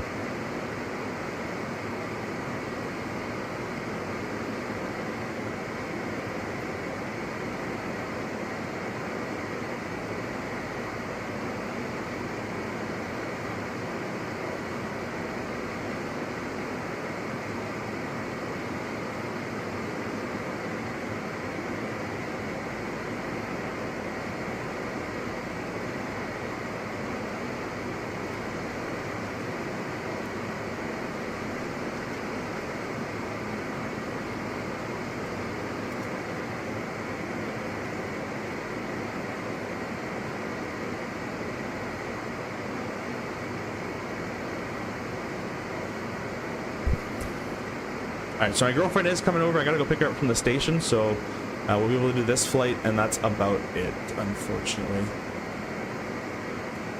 But I'll give you guys a nice little review and all that kind of stuff, or replay. Oh, the Dallas one? Sweet. Yeah, I've never been. Oh, I know I have been to that one. I've been to the Seattle one. So notice I've just brought that 3,000 foot per minute descent down to a 1,400 foot per minute descent. Let's go back to Uke. It requires 1,400. As you get lower, the air gets, as we get lower, the air gets thicker, and we get slower, it requires less. So I'm going to do 1,200 a minute. And we're just nicely slowing down for this 250 requirement right here. That's why I started down a little earlier than I would have. I'm probably going to need some spoiler. My autopilot disengaged, I think, because I moved my yoke. We'll re-engage that. You didn't hear the sound of it disengaging again, guys, because the Boris sound pack ruins that sound until it gets updated. Notice how this is full spoiler. Look at that. It does nothing. And that's what the real one does. Basically nothing. No, they're already tuned. Yeah, go away. We don't need you. We don't need you automatic mode. We're not Airbus pilots. Get rid of this. I will say I was not going as serious into flight sim and VATSIM until I started watching since last year. Now I'm planning for next year's Expo. Yeah, I think you'll enjoy it. I think you'll really enjoy it. A little bit of thrust for 250 will maintain, really not much of it. I think you should go though. Snipes. Enzo says, what, want to go to Bristol? Ooh, that would be awesome. Yeah, I love the Concorde. Concorde's my absolute favorite airplane of all time. Next to the F-14. But, yeah, I absolutely love the Concorde. Notice how 1,200 just fell into my lap and I was already at 1,200. You get to know how the airplane will start to convey numbers to you as you fly it a lot. So I'm just used to this airplane in real life and in the sim a little bit, so I take what I know and I apply it. It's probably going to say 1,100 feet soon anyways as well, required. I'm just going to hold 12 for the time being. We're going to just do a little bit of thrust to maintain 250 there. Passing down through 10,000. I actually didn't do my 10,000 checks. I left the belts on the whole time. I've just been talking to you guys. So we'll redo that. We'll redo that. And seat belts and smoking are, press the stat button. We can box those up. A little bit of thrust on there. Isaac, hey, welcome. Sorry, I think I was not on the live portion. It was way back. How's the update going? Your DM. Saw your DM. Oh yeah. The update's going really well, and I'm enjoying it. I kind of streamed it before for you guys as well. Turn a light on so you guys can see a bit better. But it's going quite well. Again, there's still going to be bugs. It's not going to be 100% finish, and it's not going to be a Phoenix or anything. But I'm enjoying it, and the new flight model is a lot better as well. Next year's Expo is June 12th to 14, 2026 in Minneapolis at St. Paul River Center. Yeah, I'll be going that. That's the route actually that the CRJ goes on with my company, so I might even fly. I don't really want to work it because then I'll have to leave the next day, so I'll try to get that time off. Hope he's able to reduce to 250 before. Oh yeah, no worries. Did they fix the holds? It does a direct hold now quite well, and I think it does holds from like a missed approach quite well. But if you program a parallel entry hold, it's not going to do the greatest of jobs. Let's go back here. Let's see what we require. It's 1,100 a minute. See what I'm talking about, guys? We're gonna do 1,000. We're gonna be ahead of the airplane a little bit more. We'll add a little bit of thrust for 250. Did they fix? No, I read that one. Have you have been unmasked? So yeah, by one XP722. Yeah. Never seen spoilers more useless in my life. Yeah, the CRJ spoilers are quite useless, but that's how they are in real life. The faster you are, the more they work. I'm on approach. Oh, you're flying along. Cool. I'm not in VATSIM because currently my VATSIM in 2024, I don't see other airplanes because I think my model matching is broken. So I had to get off VATSIM, unfortunately. If you don't mind me asking, are you considering moving to a different aircraft in your career or plan to stay on the CRJ? It's kind of up in the air right now, no pun intended. I may go captain on the RJ, or I might stick on FO and then go to the main line. So I'm not in a rush. I'm taking it as I go. A lot of people in this industry are very quick and very rushed, and they need more money, and they want captain of this. Just take your time. Just chill. So we'll see what happens. Probably the next 2 years, I'll probably have, year and a half to 2 years, I'll probably have a better answer for you. CRJ works in 2024? Yes, it does. This is 2024. It works just fine. Oh, well, unless you press the pause button.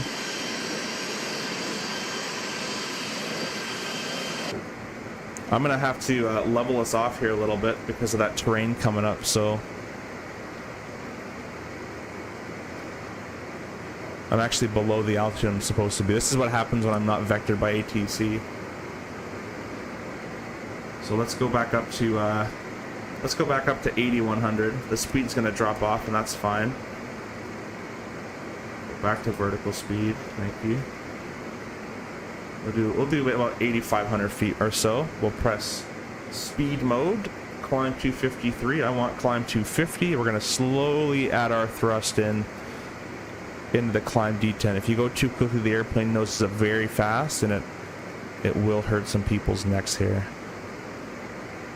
We're just gonna get above all this kind of terrain. We are above the terrain, but we're gonna be legally above the terrain because we're a little too low. There's alts cap for 8,500.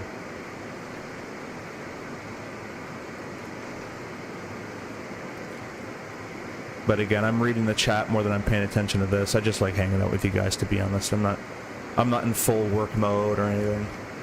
Plus, we don't have ATC, which they'd be vectoring us down and all that. We're alts capping there at 8,500. And we're going to shoot down like a rocket ship towards 3,400 feet soon. I don't have VATSIM, but I'm in front of you on approach. Sweet. Okay, cool. No worries.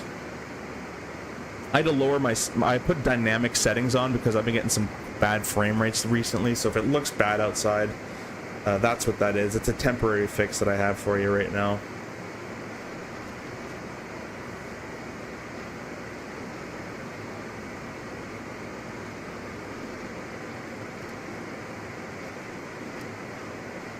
All right, so from here, I'm going to vector myself. We're going to sequence this approach. So let's go heading sync, heading mode, green needles.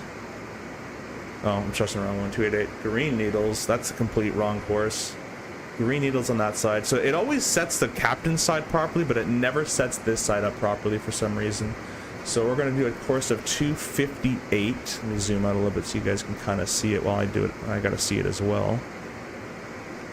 That's a bug I've reported many times. 258. So now the course is set. We're going to sequence this FMS. So we're going to click Uke.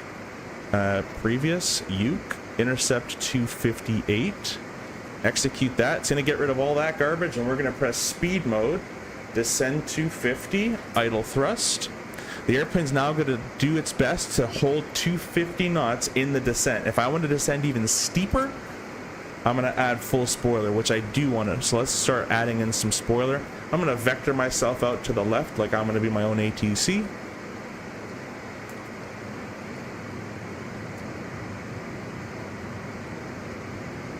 Yeah, it was nice meeting you as well, FO. Welcome, welcome. Guys, if you don't know FO Pilot Death, he's a fellow streamer as well, so go check out his channel. I can't believe we met so many people there. Terrain, yeah, exactly.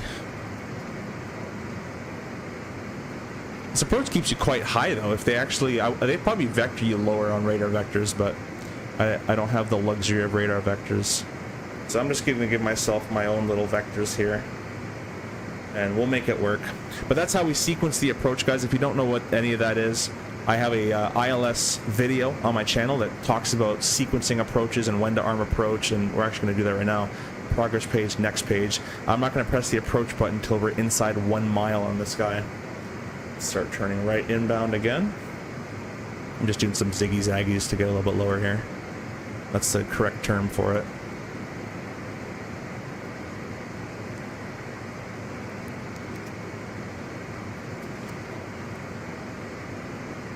We should be able to get rid of a little bit of spoiler here. A good thing in real life, a rule of thumb, is always keep your hand here. I'm not doing it because I don't want to break my honeycomb mounts, but always keep your hand on the spoiler so then you don't take your hand off and add power. Your first thing is to remove spoiler. There's alts cap at 250 there, or at 3,400 feet. We're going to press approach, slope 2. It's probably too tight of a turn for it to do, but that's okay. Glide slope is armed. I'm going to let it continue to decelerate here. This is not the airplane's fault, guys. This is bad vectors because I am not air traffic control. So to give you guys a thing on the flight model, I'm just going to hand fly it. There's autopilot disengaged. You're not going to hear the warning sound, and that is because I'm using the Boris sound pack, and the Boris sound pack breaks, or not breaks, but it hasn't been updated yet. So you will hear things that don't correlate. We're going to continue slowing down. We're below 230, flap 1. And I'm going to we're going to re-intercept this localizer here.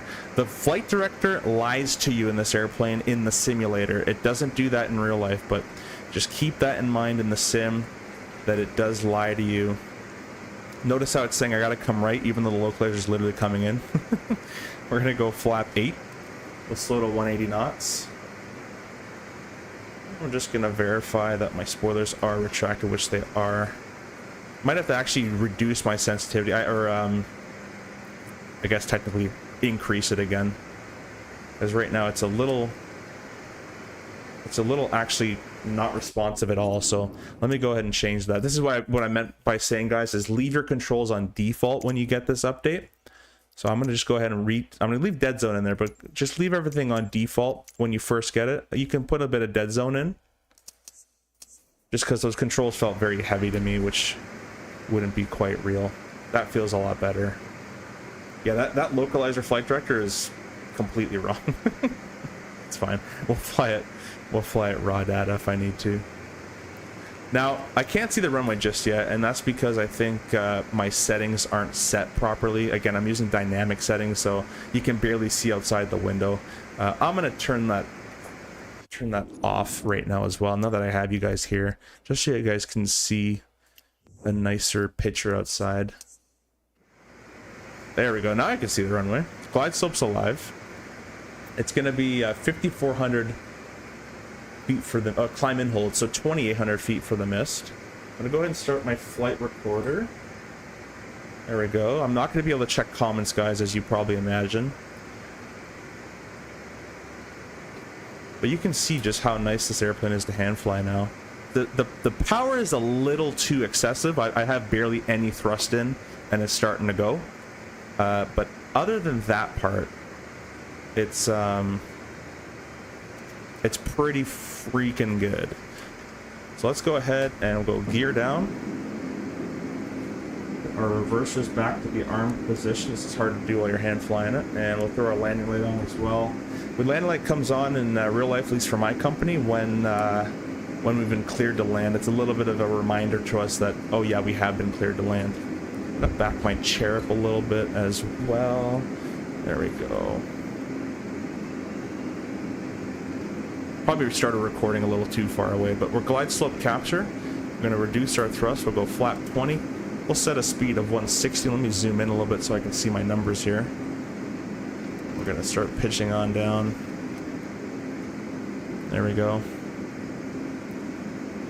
Now that we got the flaps down and the gear down, the airplane doesn't have a problem slowing down.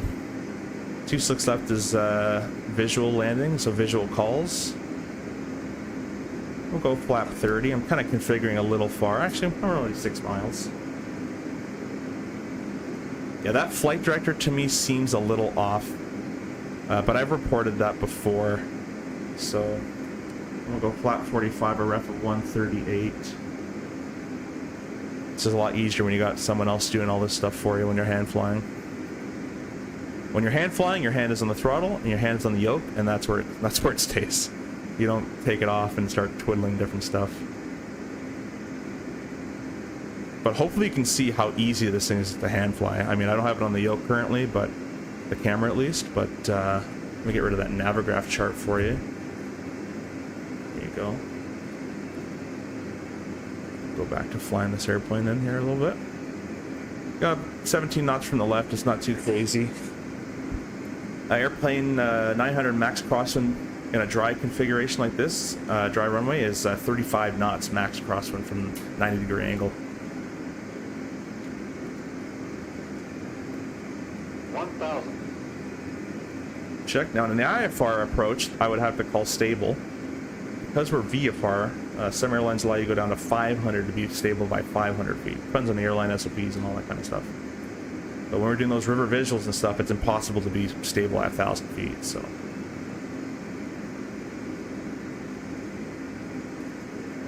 Yeah, the thrust is a little... I'm used to being more up here in real life rather than being down here, and I think that might... It's either a mounting issue or just the way... It's just the way the honeycomb is kind of set up. So I'm used to... My muscle memory is me going here, but I got to be down here, which I don't like being that... It just bothers me. Also, those pappies that you guys see... We're turning these flight directors off. They're pretty useless.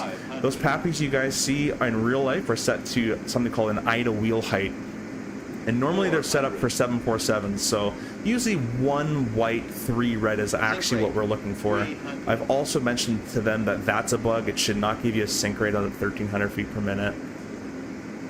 That's not, it's a little too sensitive on that call, but that'll kind of be stuff for later on. And I already called visual landing about 25 miles ago, so we don't have to call landing there. 100. 50, 40, 30, 20, 10. A little bit of stutters going on. That's not too fun. Hold that nose, reverse. Manual braking, of course, because there's no auto brakes. I'm gonna have to do Flight Sim Gaming's technique. He has a technique for stutters, so I'm gonna have to get with him and have him help me fix that, because that was quite annoying. But come off the brakes.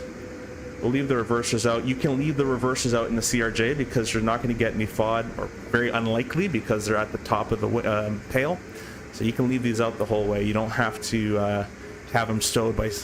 You have to have them idle by 60, but you don't have to have them stowed by 60. But you have to be idle reverse by 60 knots. Pilot depth, I appreciate that. It could have been better if the stutters weren't there, but I appreciate that. I try my best for you guys, that's all. Touchdown, in real life, it's touchdown zone, center line, don't break any backs, don't break the plane, and go to the hotel. As long as it's within that realm, I don't even know where I'm going, but as long as you're within that realm, you're good to go. This is a bug that I've noticed is sometimes, this is full rudder, sometimes you need thrust on for this airplane to turn on the ground, which I find strange. I hope that'll get fixed with the tiller. I'm not sure, but it's a little weird. I think I went the wrong way, but it's a little weird. Anyways, you guys know me. I don't taxi and shut down. I can't be bothered. So we're going to go ahead, and we're already disconnected from VATSIM. I'm going to leave my flaps there, and we're going to go ahead and do the replay. Maybe it's the replay that's causing the problem. Stop recording. Take it right there, and we'll press replay. I'll press pause. I'll get some nice views for you guys. I hope the replay is not also laggy. That'll kind of suck. It probably will be. Let's just reset this so it's a nice view. Bring this guy over here. The gear will come down as we come back there.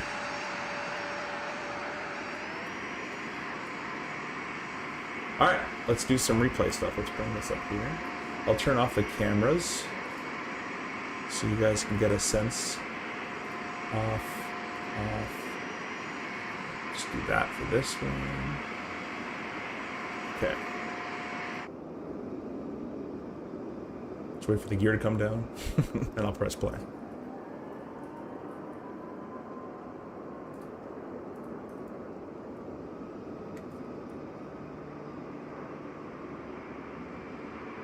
And that's quite realistic, guys. That little hovering thing. The CRJ is on a very fine line between slamming and floating. It's a very fine line. I think if we didn't have the stutters, I could have probably combated that, but that's okay. I'm happy with that. It's a flight simulator for a reason. We'll go back up here. We'll give you guys some of these shots. I hope you enjoyed the stream so far, and I'm glad you guys came in here and witnessed it with me. The cool little mountains in the background. This is the Vertical Sim Ontario scenery, which you can pick up on Contrail with the Contrail discount code down below to save 10%. Appreciate Lewis and Data as well. Look for butter, no pressure.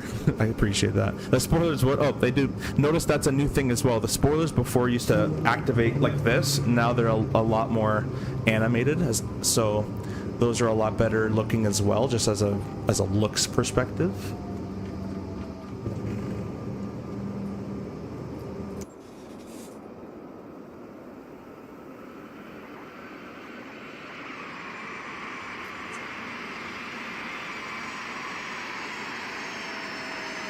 I can't catch up. And the reverses won't be shown in the replay, but they were working. Whenever I fly 2024, I don't miss a lot of add-ons, but the add-on I miss the most is Chase Plane. It made doing all these replay things so much easier.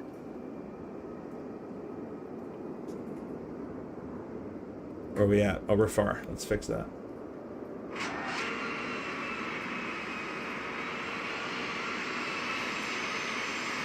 But yeah, it took a long time to get all the drag and all this stuff figured out to make this airplane land where it's on the cusp of float and it's on the cusp of slam, while getting the power settings all right, which again, I think my honeycomb yoke is just in the wrong position or something, but getting all the numbers to work correctly with different weights and all that stuff. So that took quite a while for that to happen.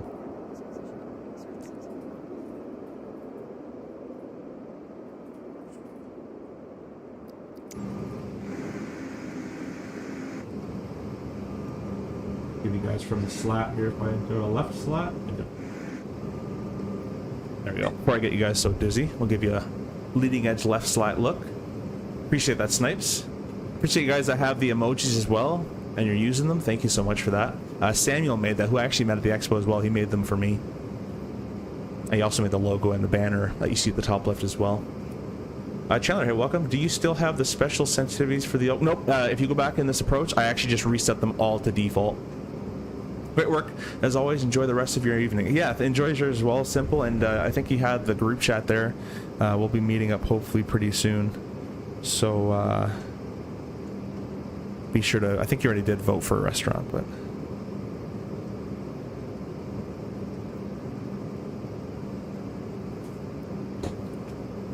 Supposedly coming eventually.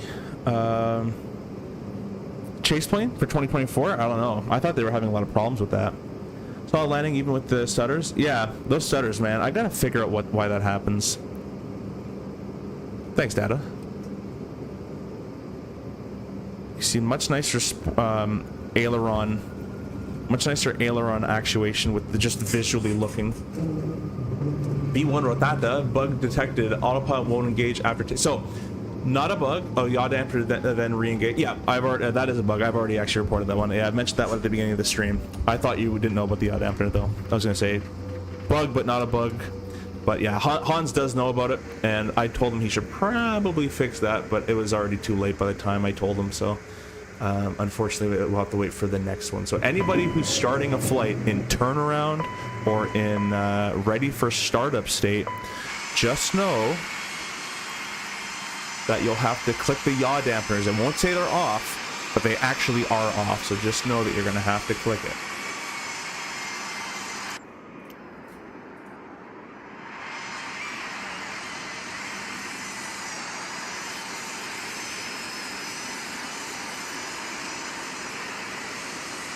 I'm trying to get like a kind of cool view.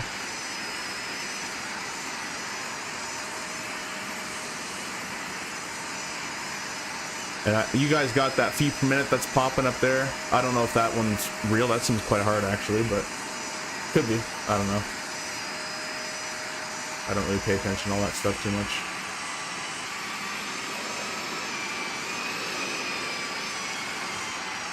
See what else I can give you guys here. Probably gonna end the stream here soon. I'm gonna try to fix these stutters. I wonder if I go back to dynamic settings, if I can get rid of these stutters again. Put those on. The problem is you can't see outside after, like everything's very blurry. You see the frames are amazing with that, but then everything's so blurry outside and you kind of can't see anything.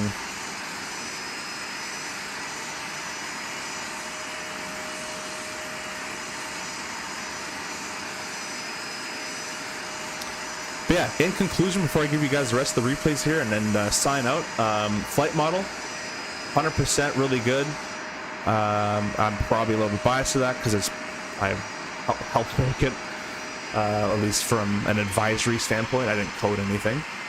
The feeling is much better. The flap speeds are better. The spoiler actuation visually and actual physics behind it are better.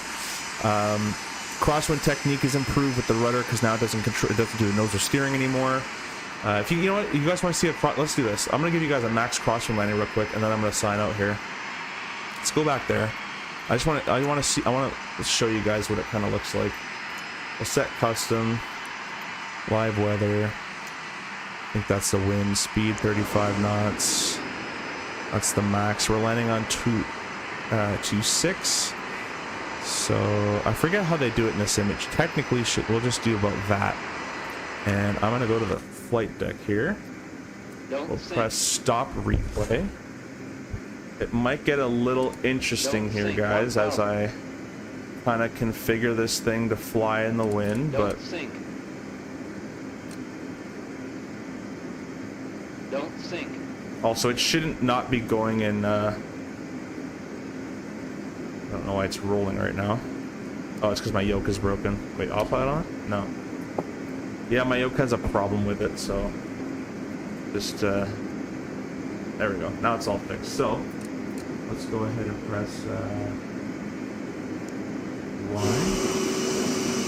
Do this, do that, do this. I want to give you guys a bit of a max crosswind kind of demo if I can quickly. We'll press record, and we're gonna slow all the way down. We'll get back down to our VREF speed. We'll probably go to 142 or so with this extra speed.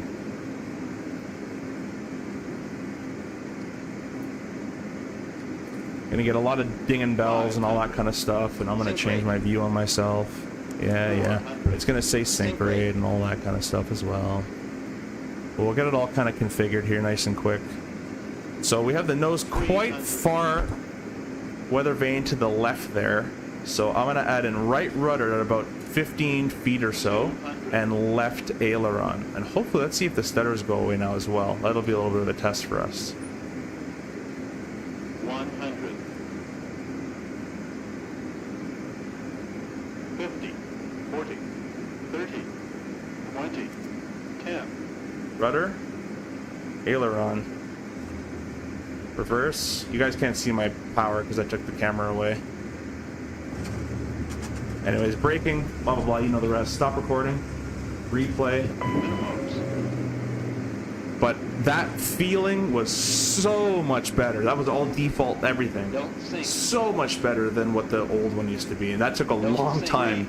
I've tested this, not this approach, but I've tested this max crosswind different weights, different density altitudes for at least a week to finally get it like this.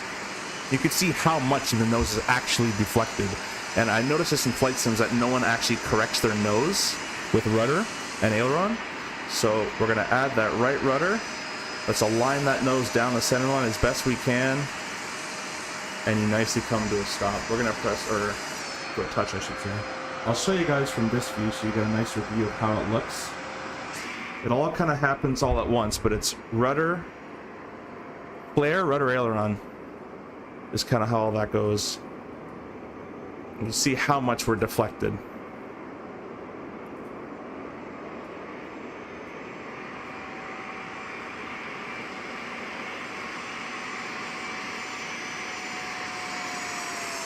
And you want to get all that, cross controlling. I would just practice these approaches, by the way, guys, is what I would personally do. Practice all just visual approaches, max wind, or max crosswind of 35 knot limit. And practice that art of just nicely adding that rudder in. And the aileron. When I'm like this, I'll pause it real quick. When I'm like this, when I'm adding that right rudder, I'm also adding left aileron in there and flaring at the same time. And the left aileron is countering the right rudder. If I just added rudder, I'd yaw up, and I'd also roll to the right, which would cause the wing here to strike if it rolls too much. They're not that high off the ground. So I'm kind of doing... Can I move these? I'm kind of doing one of these. I'm doing that. Right rudder, left aileron, and pulling back on the yoke. And as we decelerate, I add more into the wind. And then for takeoff, it's the opposite. I start like this, and I decrease as I get faster. So that's kind of how the crosswind correction goes. I have a video on this stuff too. If you guys want to check out my channel, I have a crosswind landing video with the new flight model. It's already out. So I'll give you a couple of views of this, and we're going to end it there. Let me catch up with the comments here, though. And then I'll end it, because I don't like to leave you guys all stranded. There we go.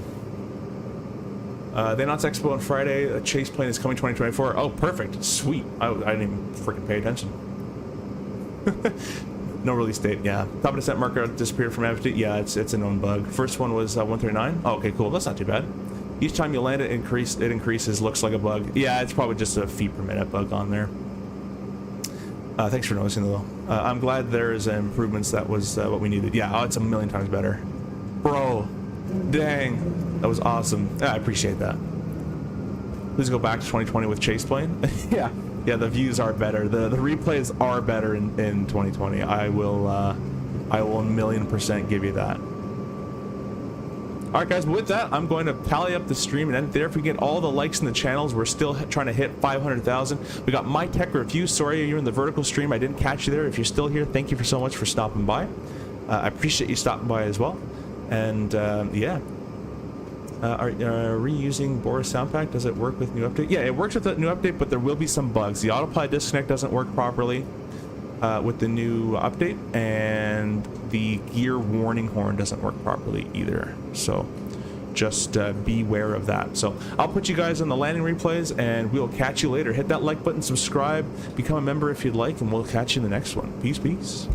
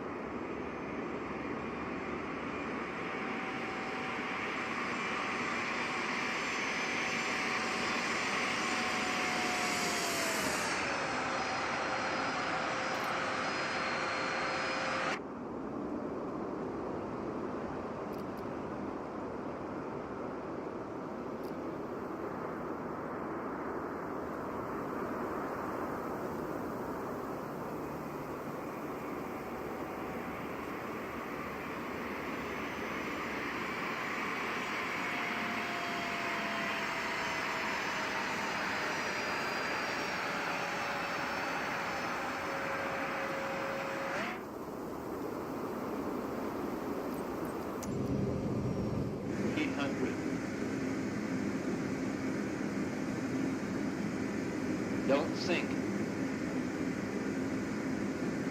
Don't sink. 200.